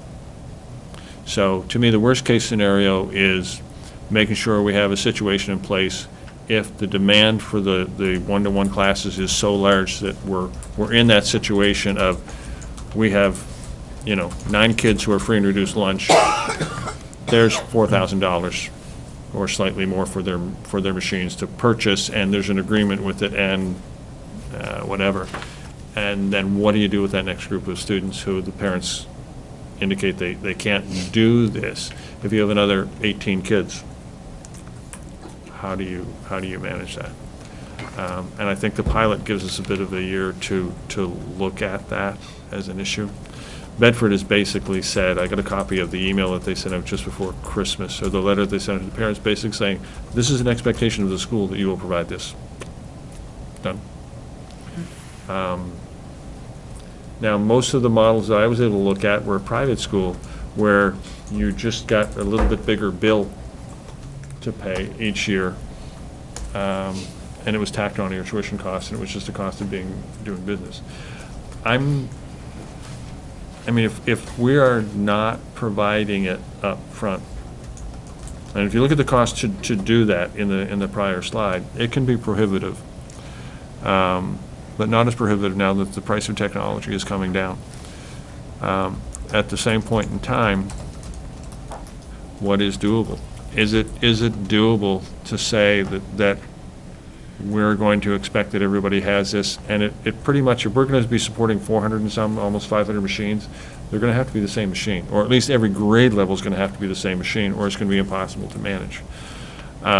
So these are some of the questions that I think we need to be able to answer, and moving forward. What I'd like to do, if you move on to the next slide, which is there's the parent or lease option. The next slide basically is the inverse. What are the pros and cons of the bring your own device, and the exact opposite slides of each other. So students can use the existing devices and no cost to the district, but you lose all of those other good things. Potential for a huge time waste. I'm sorry? If the students bring their own. I said there's a potential for huge time waste while kids are trying to get on the same page as everybody else, so to speak. Yep. Are we comfortable that 110 new devices are going to be able to get onto the internet when Well, sometimes 5 of us can't? If you go to the last slide, we don't teach large classes in here. Question? So We what need we're, that IT guy a little sooner. what we're proposing is a steering committee that's going to start meeting ASAP if the board believes that we should move in this. And you don't need to take a vote or anything. But what we'd like to do is move forward, put together a committee, myself, the IT director, high school administration rep, Director Callanan, because she needs to make this work from a scheduling perspective. 2 freshman English teachers, 2 social studies teachers, a freshman science teacher, and Mr. Pothier, who was here this evening, will probably be teaching 5 sections of science next year, so that's why there's only 1 of those. 2 math teachers, because we'll probably have a couple, if we're trying to get students in a 4th one-on-one class, we'll probably have to have an honors geometry or 2. If we needed an extra teacher, there's some overlap there. 1 special education teacher, and we have 1 special education teacher who's actually very tech savvy and served on the SIS committee, who happens to be the case manager for the freshmen this year, and who's been working with and met with me on how we can use technology to better serve our students on 504s and IEPs, especially around organization and communication. So he has a strong interest, and we hope that he'll participate. And then, so that's the group of who will be around this for the next year. But we have another group of teachers in at the high school who have a lot of expertise and a lot of experience, who we don't want to leave out of the planning and moving forward piece. So we ask administration to identify whatever other people they'd like on. 2 to 4 was a number we made up that said if there's more than that we feel would help. You don't want it to get too unwieldy, but they would go that. And there are the tasks. Identify the student device or devices. So what is it the students are going to use? What's the 1 device? What do teachers need to support this? How many platforms can we support, and what are they? So if we're in the new SIS, it'll have a learning management system. A lot of teachers, some teachers are in Schoology on an individual no-cost license. We have some people who are on Google Docs and Google Classroom, again, no cost. I don't think over the longer term we can support more than 2 platforms. So we really want to talk to the teachers about where they are, which of these offer the greatest opportunity, and which they're willing to commit to. And we think that's a decision the teachers need to have a significant say in. So the recommendation about the learning management platforms that we pilot. So if, for example, we did not get a positive vote on the new technology position and we don't move to the new SIS, then one of the questions may be, do we go to a 1-year platform of Schoology, which is a standalone learning management system, and what would that cost be? And then perform the readiness analysis for the wireless system. Do we have the node density? According to Director Hancock, we had the node density that we need to implement now. Director Dewar would like to test that hypothesis very quickly and start to make changes as required, while we still have some both time and budget left to go. And then, So in reality, your time is third week in February. in terms of, Well, if you have to do a presentation in March, March 5th to Yeah. parents. last time we're going to meet before then is going to be the third week in February, because the following week is vacation, and then you're coming to do Correct, your that following week. presentation. Mhm. So your time frame for this is very short. It's like 3 weeks. why? Well, if you're going to want to present this to the eighth graders, and you're going to want the school board to give you a yee-haw or not, then you probably are going to want to talk to us about it in 3 weeks. Well, my preference would be to get a, does this sound like something that you would support, and we'll start working ASAP? And one of the first things that we would do is, so unless we get back to you with a, this is definitely a no-go. The infrastructure in terms of the bandwidth, I think, is there, we're 100 megabytes a second. The infrastructure appears to be there in terms of the server piece. We may have to look, I know some schools have gone to a video server on site to reduce the bandwidth issues. So would there be a cost there? Probably, if we decided that way within, now there's one server that's already in that budget that should be able to handle it. And then the biggest unknown is the node density. Do we have enough devices in each of the areas that we would be teaching to handle the saturation? And one of the issues is that every child in the room is going to have 2 devices that will want to hook up to the machine or to the network. And that's what creates the problem. So you're really talking about 800 devices, not 400 devices, because you already have 400 devices. They can be They're managed. just well-hidden devices. They only come out in the hallways when they're not supposed to, but. But I think, They come out wherever there's They- reception. It's Not not a for high very school, the long. middle school has the same issue, so. I think if we look at the things that Director Dewar can start working on in terms of trying to identify 2 or 3 devices, get some in, get some people to take a look at them and whether or not they function. Mr. Cooper here is a prime suspect for that. He did that for us last year. We just swap his device out. And then the other big thing that we have to do in order to be able to be credible on March 5th was to start to look at taking class sets of devices and running multiple ones in different wings and seeing what's required. If that's the biggest concern, and I think it is a node density, it's very doable in the timeframes. So, the board's been pushing this for a while, and so it's now like you guys are here. You know, I think you have to make a decision on where you want to go with the devices. I personally would say that the bring your own device is just I mean, we've spent all the money for Microsoft 365, we spent all the money for Adobe Creative Suite, so that everybody could use those programs on our devices. So we paid the fees for those. So I think that it would make, I think it would go a long way to solving a lot of the email issues using Office 365. We don't have to create a second whole email network. We can use Outlook in that process. It also would allow, in that process, it allows the calendar to be by teachers, you know, zipping out tests and all that stuff right to it. It gets accepted, it gets right put on their calendar and stuff. So it begins to, I think, solve a lot of those issues. I think you got to figure out the lease issue to a point that satisfies the board.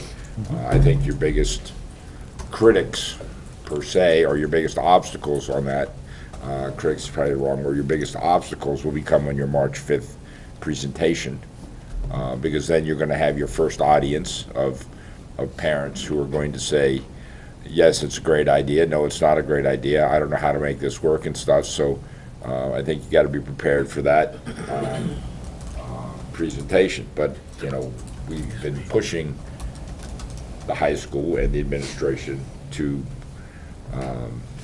get to this process a couple of years ago. And I think we've had to spend money on infrastructure and stuff, but it's nice to know that we're close.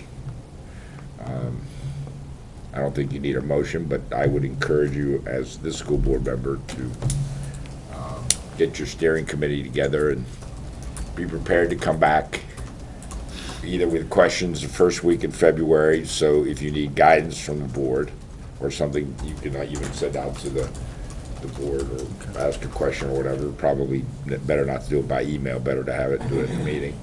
And then at the final third week in February, be able to give a final sign off on this without, maybe, some I's and T's still be worked out, but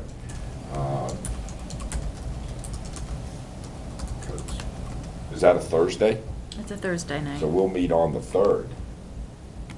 We'll meet on March 3rd, but I don't think that gives a lot of time if there are any questions or issues for you guys to resolve, so. March 4th and 18th, I think? March 4th is their meeting? No. March 5th they're is March Thursday. 5th, so we're March 4th, okay, March 4th. so we meet again on March 4th. So you got 3 meetings between now and then if you need.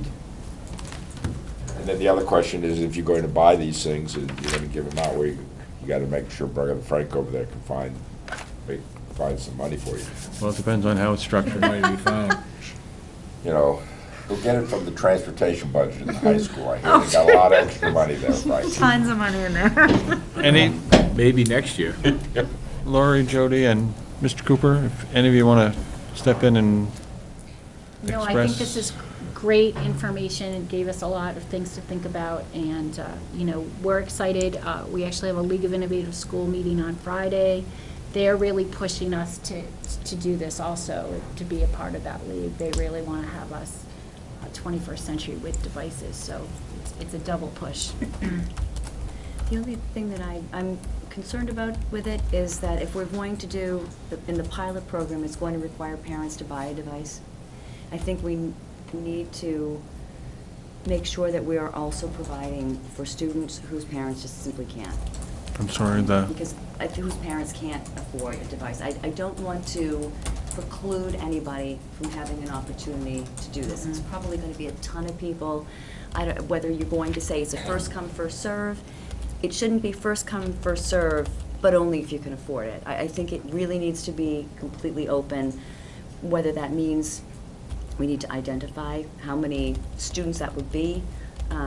It makes sense that there would need to be maybe a few extra of the devices available, just in case there is a problem with the student's device and there were swap outs or something like that. But it seems that we would have to be able to embrace everybody who wanted to have an opportunity to do this and not be. I absolutely agree, and we talked about that, so absolutely agree. the problem becomes the implementation. And I know, for example, in Nashua, when they went to the athletic fees and they said, we will budget for no fees from students with free and reduced lunch. One of the concerns expressed was, well, since it's now on television that we're not going to charge students with free and reduced lunch, and we don't really have access to that, will we have twice as many people say they're free and reduced lunch because we're not allowed to actually check from one branch of the school to the other to see if people are being truthful or not? I don't know what happened with those numbers, but that becomes the issue. Making it. Has any other high school that we know of started with one-to-one devices, and how is their process and their rolling out when they're having those issues being resolved? Most places have done do the whole high school at once. Everybody gets a computer. All the teachers and all of the students get a computer, and you have an entire building learning at the same time how to use the computers, and then later how to teach and learn with the computers. And by providing more support around a fewer number of students and a fewer number of teachers, it's been shown to be by far the better strategy. It is an issue, and it's a moral issue, and it's a financial issue. John's point is a good one. So there are schools out there who have had to deal with it, whether they do it school-wide or whether they do it on a smaller scale. They still have to have had a provision for how Right. they handle that. Right, so we, Exeter High School's one, we sent a team to Burlington High School. They're one-to-one, and our team, asked a lot of questions. It was just really trying to gather information to bring back to us. So we are exploring, we're doing our best to get as much information as possible. Jody knows Trinity, they do it, but of course, a lot of kids who go to Trinity have a lot of money, so they don't have the. Yeah, it's just tacked on to our tuition bill, it's all. An extra $800, but what they did was similar to what Dr. Cochran's proposing. They started with the entire freshman class, so the current juniors, so the class of 2016, when they entered their freshman year, they were all required to buy iPads and keep those. And of course, by second or third year, they needed to be upgraded for whatever reasons, but. Apple needed to make more But sales. that's different, I mean, that's private versus Exactly. public, it's not. Yeah, it's exactly. Easier done. Yeah, very easy. So do we have devices in mind yet? Mr. Dewar's still looking. The folks in Bedford indicated that they found a number that they thought were more than adequate in a lower price range. Director Dewar feels that in the $350 to $400 purchase price range, there's a lot of more than adequate devices. i5 core processor, We are doing same as Windows-based. this is in. It'll be Windows-based. Yeah, that's what we're looking at. Not necessarily Windows 8, have to be a full keyboard. We're actually looking at small laptops, minimum screen size, probably about the same as this. Anything smaller becomes prohibitive, preferably with a full-size keyboard as opposed to a netbook that has a smaller keyboard, because we're going to ask kids to do their serious writing on this machine. So we're looking at something about that size with essentially the same processor as this. And what did we say about 240 gig hard drive? Yes, I think what we said today was the price that he was looking at, which is more than enough. And then the other questions become, so what's the capability in terms of speed, in terms of So what happens to all the interconnection? desks when they start needing computers and workspace? I mean, I haven't been in high school or a desk for a while, so. I mean, does it They'll have enough room for a computer. They'll have enough for that and their books and whatever else? Yes, yes. You can see it right there. Okay. I mean, Instead of spreading everything out, they'll have a smaller right. desk. So we'll bring you up to speed on where we are. We'll let you know that Mr. Cooper is one of the people who I think is going to be nominated. Chair. I make a We- motion we, to We nominate- voted oh. that he was going to be the chairman of the committee. Second. All in favor? So, just an FYI, I mean, I know we have the two major issues that we knew coming in and that we reaffirmed tonight is the issue of, do we have the capacity, especially in the node density, and how do we handle the issue that we know is coming of accessibility and the obligation to try and provide opportunity for every student. And those will be the two biggest challenges. You can find out by just having anybody bring your laptop in the next couple days. Well, what we can do is on a given day, bring 3 sets of laptops, one from GMS, one from LMS, and one from here. I believe we have 1 set. And just bring them down a wing and test out if they can support 3 classes and in which areas of the building. Upstairs over here, upstairs over here, upstairs over here. And make sure that's where you schedule your classes, as long as we have those 3 areas. But we have to be that specific, literally. Thank you very much. I appreciate you guys saying. Thank you. Thank you, guys. That'll bring us to policies, second reading. KBA Public Rights to Know, 2R. Second reading.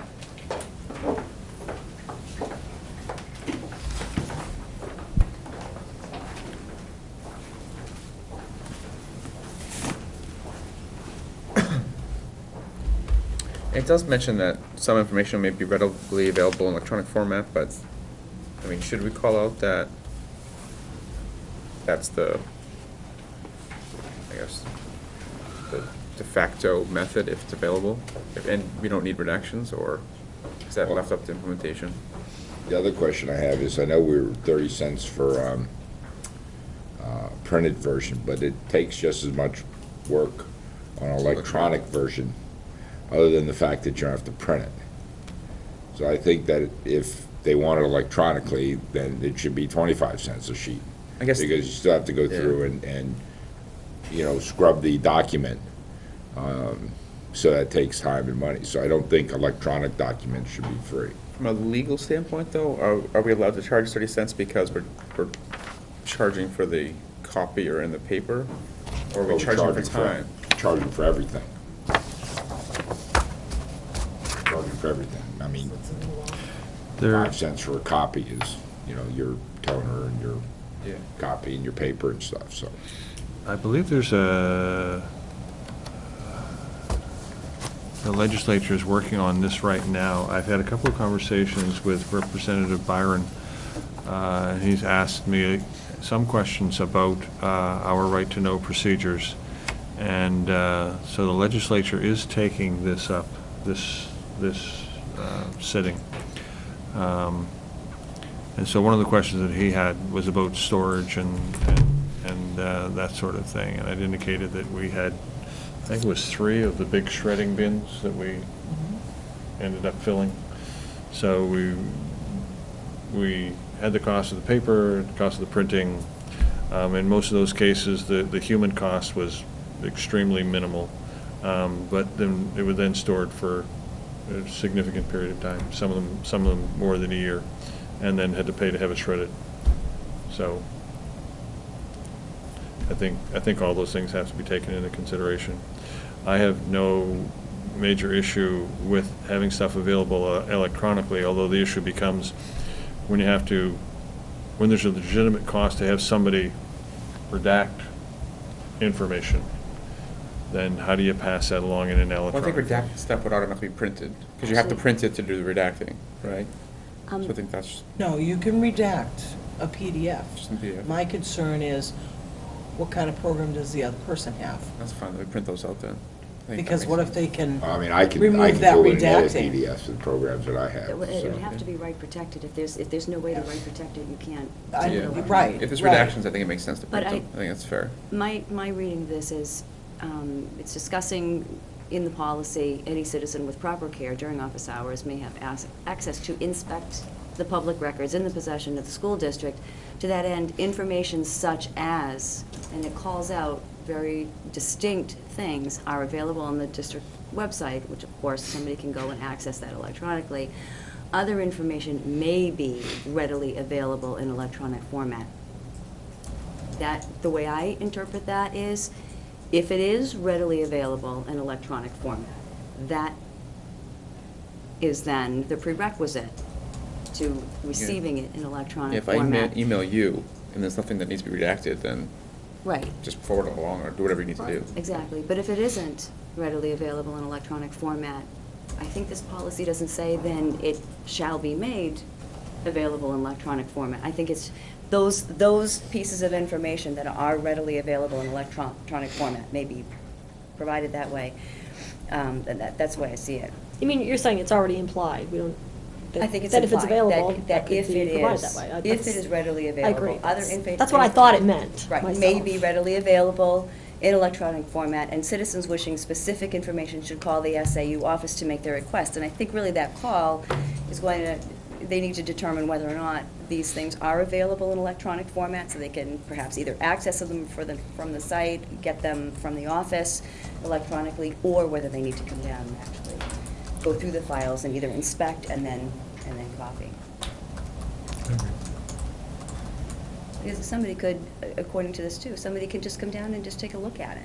They don't have to have a photocopy of it, they can come. Well, just the take a email look. that I got from the company who sold software that allows you to scan documents in so you can reply to right-to-know requests, I was able to say, well, we don't make things available electronically, but if you want to leave Arizona, you give us 3 days' notice and come in, then you can peruse these all you want, just give us a couple of days' notice to get the file boxes out.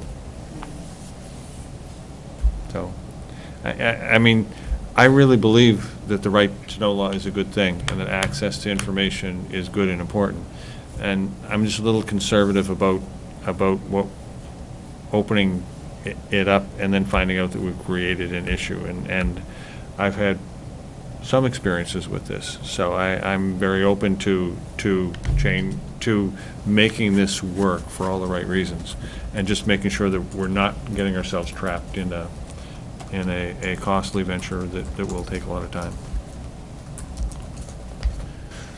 So, the other thing is, I think Mr. Garrett raised a point earlier about, does our policy here on retention have to align with our district's policy, whatever it is? I don't know the answer to it, but it's a fair question. I asked that question specifically to Gordon Graham, and he indicated that the standard was essentially a reasonable amount of time. And he said, how long have they been? I said, in some cases over a year. He said, that seems pretty reasonable to me. I don't think, I think Mr. Gret's interpretation was that once a right-to-know request is generated, it becomes a government document. That wasn't Gordon's interpretation, so he didn't apply it that way.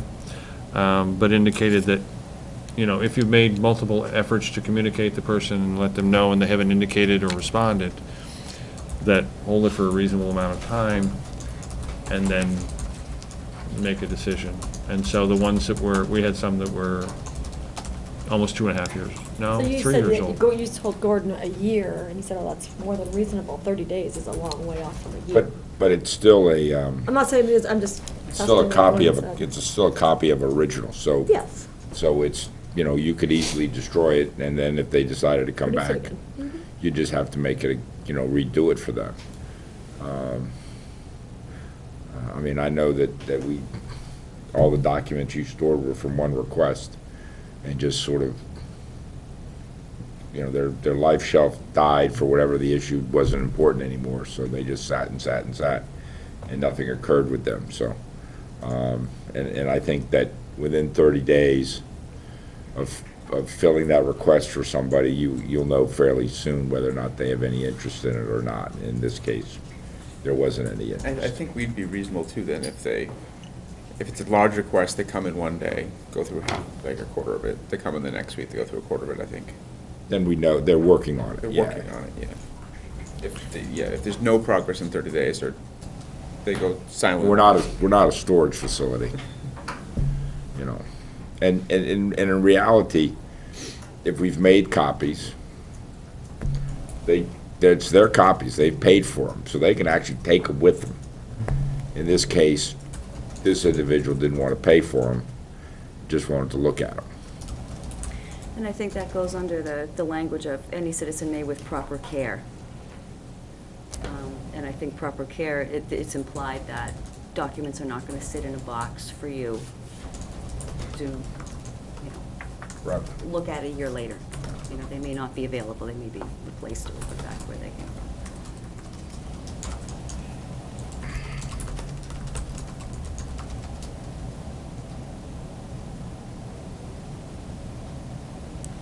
So there have been times that we've gotten right-to-know requests that we have replied and said, we received your requests, you know, and within the 5 days and said, please recognize that given where we are, it will take us, and give an honest estimate of when we think we'll be able to get to it. And which time, one was a newspaper request from 2.5 years ago where they said, well, You know, we have the information from most of the other communities, so we'll probably go to press without it because we can't wait to story 2 weeks. But, I mean, it was an honest effort to say, here's where we're at. We were in the crunch of hiring, and the office was completely flat out. And we just said, that, you know, we won't have the time. But otherwise, I think we've been pretty timely. We really don't get that many requests, at least haven't in the last couple of years.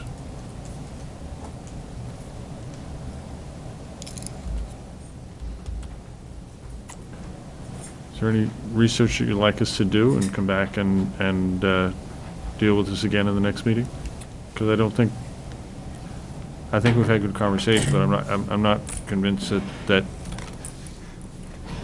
the board members are ready to take an action on this I tonight. think all the concerns we had have been addressed. And I'd make a motion to approve it. As is. Second. We'll discuss it. Further discussion? I don't know, I mean, to answer your question, I don't know, and I had the question about the retention, but it sounds like you already had the answer to that, so. All those in favor? Aye. Opposed? Abstained. 5-0-0. That makes me wrong. So much for that. But that's all right. okay. Motion adjourned? Just gonna say, in all seriousness, is there an urgency on these other policies for this evening, given how late we started?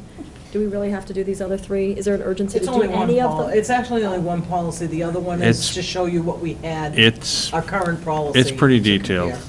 I think if we can I take, think the board should review it for a couple of weeks before we get into it. yeah. Are we on to We're on to report on the school board report? district. I wanted to produce for you. It's lengthy, and it's only been made available to you, in the last few days. I didn't expect to have a conversation about it tonight, but the accompanying document is this one, which talks about moving forward with some strategic planning. And I just want to share with you my thoughts about what a strategic planning strategy might look like. Thank you. By and large, I think that when you create strategic goals in education, if you are hitting them all, you're probably aiming way too low. I think in 2012, in the fall of 2012, we set some pretty aggressive goals. We said we'd shoot for an increase of 6 points on aggregate in graduating class SAT scores, and we overshot that by like triple. AP results are up. There's a few areas where we're down. Grade 3 math, the last couple of years, grade 3 reading a little bit, and I attribute much of that to two factors. A change in curriculum always brings some transition, and your change in methodology at the same time. And there's normally what's referred to literally as an implementation dip. And I think there's also more challenge in the classes that we're bringing in. We clearly have to do better. The group that was down in kneecap math 2 years ago did a nice rebound the next year. So by and large, I think the data is quite positive. We can talk about that a little bit more. But it sets the stage, I think, for what I think is the next step. And that is not for us to be coming forward with the superintendent's strategic goals and budgeting and stuff, but actually the school board's goals. And that those goals need to be developed as a result of a dialogue with a conversation. Dialogue and conversation with the community, engaging both students and parents and community members in that process. So if you look at the handout, the scope of work that I'm suggesting is probably a fairly cursory look at the mission and vision statements. Quite honestly, in the long run, they don't do much, but they do help set a tone, and I think we're in pretty good shape. Then comes the self-assessment, And the self-assessment would involve the school board goals, 2012 to 15 report, and pulling some other data together. External assessment using focus groups, interviews. We've gotten some very good results back, asking first-year college students to give us feedback on their level of success and challenges. Then move on after that to establish priority areas. And I'm suggesting a maximum of 4, because if you have too many priorities, you're really saying that you have none, because everything's equal. And then identify goals and annual action plans with milestones for each of the priority areas. Small focus number. The number of goals that we had actually in the 2012-15 plan was a little higher than I might have liked, but it was fairly manageable. Some of them were relatively short-term goals, others were 3-year goals. And then we could establish the goals and action plans as part of the funding and the plan. And we'll use the milestones as both school and administrative goals for evaluation processes. And that was a model that we had before my arrival. And the issue that I had with it was that everything was a 1-year goal and a 1-year goal. And there's some things that you just can't, some very important things that you just can't accomplish in 1 year in a school district. And I think of all the success over the last 2.5 years and improvements we have in special education. You know, a 3 to 5 year goal with the benchmarks, I think, allows for corrections and improvements, and in some cases, acceleration of the goals. So that is my proposal to the board, that over the rest of this school year, we talk about first this process and whether or not it's the work that should be done, and if so, if we're laying out the right steps, and then to start administration. By the way, part of this would be to get back to another thing that the board has asked about, and that is our district assessment plan. I think this is a great time with this going into the first test administration of Smarter Balanced to revamp where we are with our assessment plan and what data we are collecting and why. How much instructional time are we or are we not taking up with that? Are we using our resources wisely? So I think this is timely in that respect as well. So with your permission, I will start putting some of this stuff together, and we'll set a date to discuss the first part of the data, which would be the school board goals 2012 to 15 report, which, as I say, is fairly lengthy. We'll give you some time to digest that. Comments, questions? One of the things I think would be helpful in, as we're going through this process, is to have each building administrator and their team come up with 3 to 5 items that are way outside the box or close to the box or whatever, irrelevant of the cost. It can be even departments, but of what their highest priorities are for their schools, whether it be a physical part of the building, whether it be educating, whether it be upgraded technology, whatever it may be. I would imagine that each, you know, we get, we see budget items, but we don't see, man, I really wish I could do these items, you know, because they're very conscious. So I think that in this case, if we could just pull back the number process on that and allow the free thinking and the knowledge and the skill of the administrators and the teachers to come outside that box, and in reality, it's probably something that they could begin to have ready for the new school board after the next election, because it really doesn't really need to come to this board, because this board's not going to be around to be formulating these goals, so it gives them to the third, the third week in March on the 18th. But, and then, as we go forward, have each administrator scheduled to come in and actually present, not all three of them, On the same night? one at a time or something like that, so that they have the 35 minutes that is necessary to elaborate and explain to us what is most critical, what is most important, because I think that then allows the board to begin to see what we believe is necessary, and then as we begin to set broader goals and things like that, we can,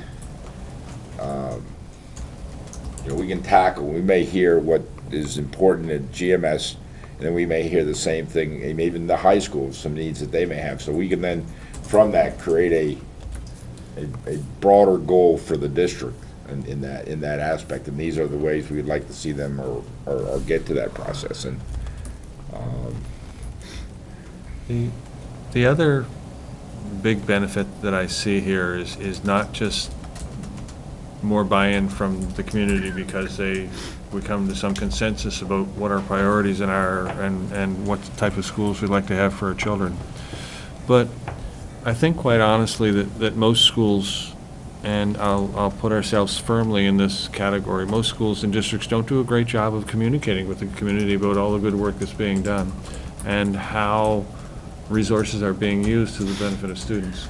And in the end, I really do believe that a community gets a school that they deserve, and that's can be a good thing or it can be a not so good thing. But I think we need to do a better job. I need to do a better job as superintendent, and I need to work with the administrative team to do a better job of telling the story of all the good work that's happening in the district and doing it in ways that tie it back to programs and budget and decisions and the importance of retaining good teachers so that we can see that as a sort of complete package of things that go together. And I think with that sort of transparency about what we're doing and why, and a longer term plan, I think comes a sort of trust over time that allows a school district to trend up. We've done a lot of really good work in these last several years. And I think we're doing a lot of things well, and we're working on a lot of the most important things. Teachers are very busy. They've had a lot on their plate. More of it, quite frankly, than I would like coming down from the Department of Education in terms of compliance. It's getting prohibitive. And those of you who know me know that I believe in, educational change and so on. But a lot of the stuff that not a lot, but a significant piece is really causing us to spend time on things that I believe are less important. So we need to really consider all the things that we're asking our teachers to do and trying as much as possible to take away the things that are burdensome and don't have the return for their time and effort and energy and focus it on more things, on the things that are resulting in better education for our students. So.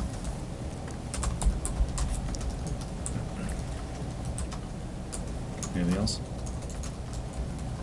Nope. So are we going to wait on the policy reviews? I'm sorry? Are we waiting on these policy reviews? I would rather wait and do them next meeting, if that's okay with the board. Highly recommend that. Yeah. Especially when it's 18 We pages really long. need to read through this. do we? Any Child's questions? restraint? They're Really, long. really should. They're really Because long. it's a One of them's total 18 rewrite. pages. Oh, is it? Okay. It's they all say the same thing. It's a total rewrite, that's why I Still hold. included the current existing policy. I said a total rewrite.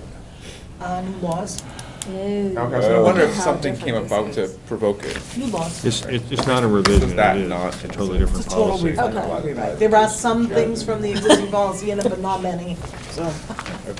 Okay. Any we'll- questions on the let's do that manifest? next time. No, I think it's all None? signed and Frank's put it away. Public input. Go on. Thank you, I'll be very brief. I just wanted to, Dr. Cochran was just talking about getting with the community, and with the declining enrollment, I was telling him this earlier, it makes it that much harder because people with skin in the game. You get, it's a smaller group every time, right? And right, wrong, or indifferent, I hear it all the time. Now my kids are out of school. I gotta worry, I'm never voting for that again.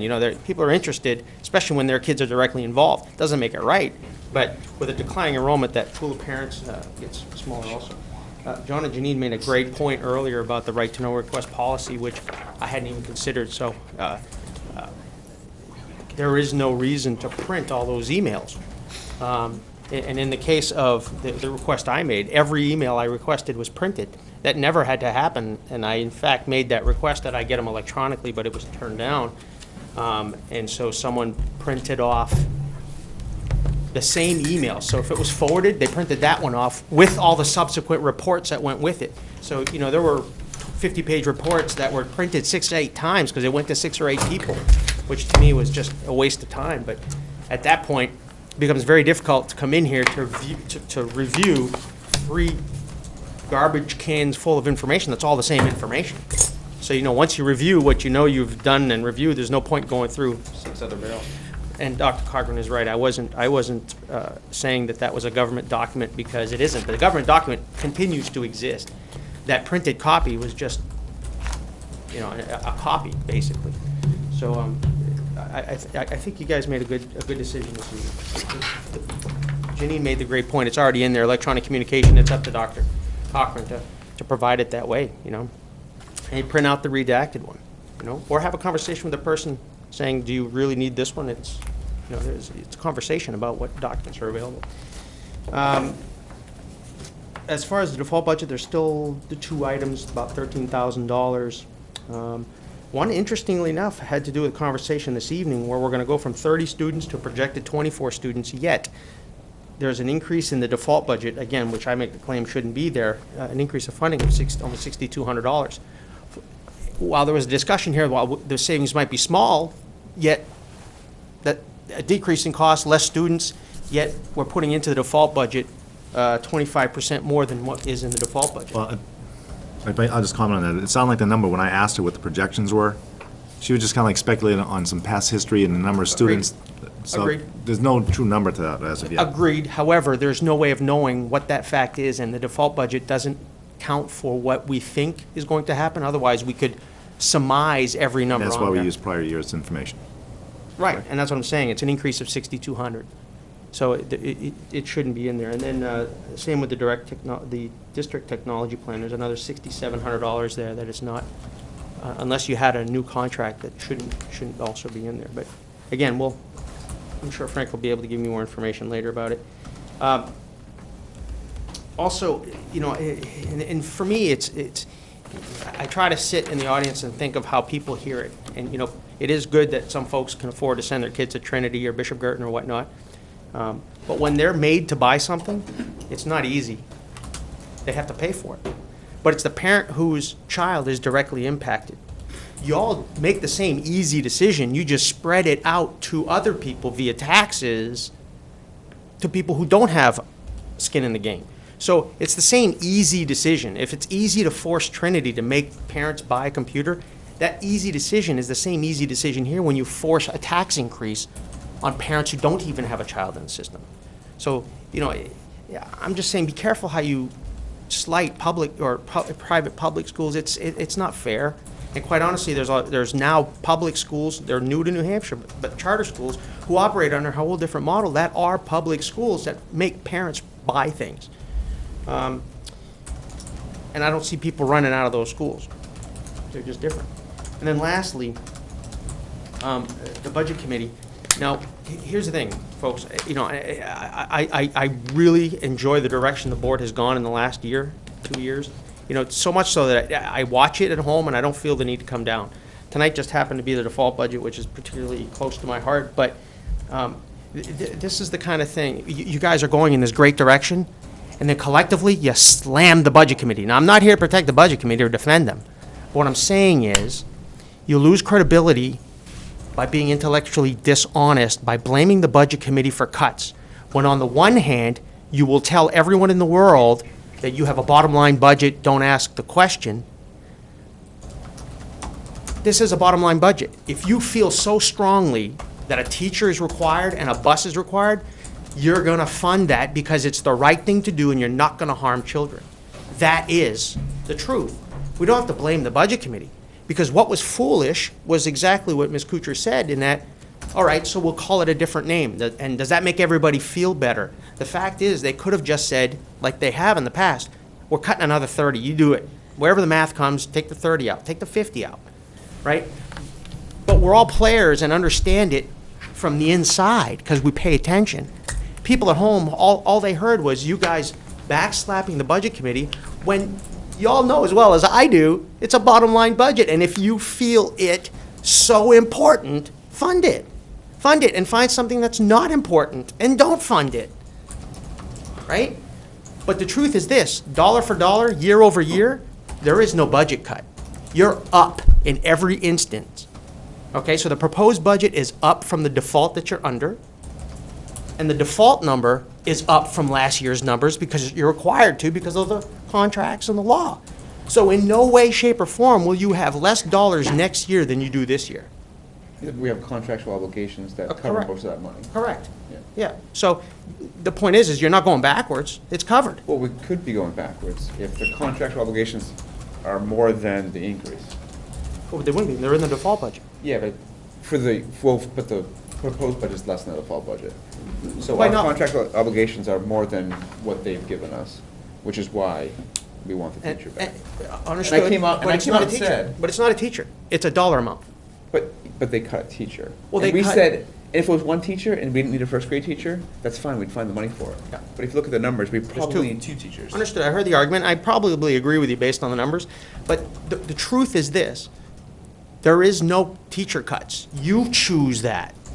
The budget committee doesn't choose that. You guys decide where every single dollar is spent in this district. You do not have to cut a teacher. And if that man came to you, But, Mr. Gret, that's not fair, because the budget committee gets to say every year, the maintenance on the buildings, wait till next year, wait next year. So what you're trying to defend them on right now is that they want it both ways. They want us to figure it out, okay, yet it's their budget, they spend all this great time on it, but they want us to figure it out, because you're right, it is a bottom line budget, so we do determine what to do. But and you know this, the only area that you can take the money from is the maintenance of the buildings. So the budget committee says, we're gonna cut over here, we're gonna remove your bus, we're gonna remove your teacher and everything, but it's a bottom line budget, you figure it out. Well, you're right. If we need a fourth grade teacher, we'll put a fourth grade teacher in. We need a fifth bus, we're gonna get it. But where are we gonna take it from? We're gonna take it from the maintenance of the buildings. The most expensive assets that this town has, they just got finished paying for this building, and we're gonna defer, because the budget committee always says, you can't do that next year, do that next year. Well, when does next year come for the taxpayer or for the schools? When does next year come? I'll tell you- It never comes. no, I'll tell you, John, I'll tell you this. In the last 2 years, they've chosen the default number, which has been smaller. But- So but if you after that- if you put the money in the proposed budget, right, and they put every penny back in, and you're under a default budget, you're still under the same problem. But the argument that everybody says, well, they voted in the default budget, that may be true. But after that, they voted for every other spending Correct. warrant article. So it's not that the townspeople are saying no, Correct. okay? They approved the $600,000 for the teacher's contract, okay? Our budgets, they're not there. I mean, when you go in and take a look at the additional costs, we absorbed the $600,000 of what $400,000 of that increase. We've absorbed that into our budget. We didn't, The bond. our budget didn't increase. Right. It just got absorbed into Because the of the budget bond. this year. Because of the bond. Right. But there are other costs that go in. So what I'm telling you is this, John, and if I were on the budget committee, this is what I would say to my budget committee members. Let's not discuss where the money's coming from. Let's decide on what a dollar But amount what do we is. need them for? Why do they sit here? Not- Why don't they just go to the first meeting and say your bottom line budget is They could. 21 million? No, but they and could. 21 million and $30,000. They could, though, but it's because the townspeople have authorized them to do that. And that's, right, wrong, or indifferent, that's the system we live under, and until it changes, that's what you have to do. But my point is this, is why would you want to push the budget committee then to a position where I would be if I were on the budget committee, say, that's fine, we don't have to cut any specific line, we just got to get to a Jason. comfortable number. That's all I'm saying. They made Huh? Yeah. 80 motions. Yep, 75 of them passed with a majority vote. right. Those people had no discussions. They didn't meet a budget cut that they didn't like. And that's unfair, because it didn't matter what argument the school board people put forward to those people, they had a bottom line. They never discussed it, but somewhere, they had a bottom line.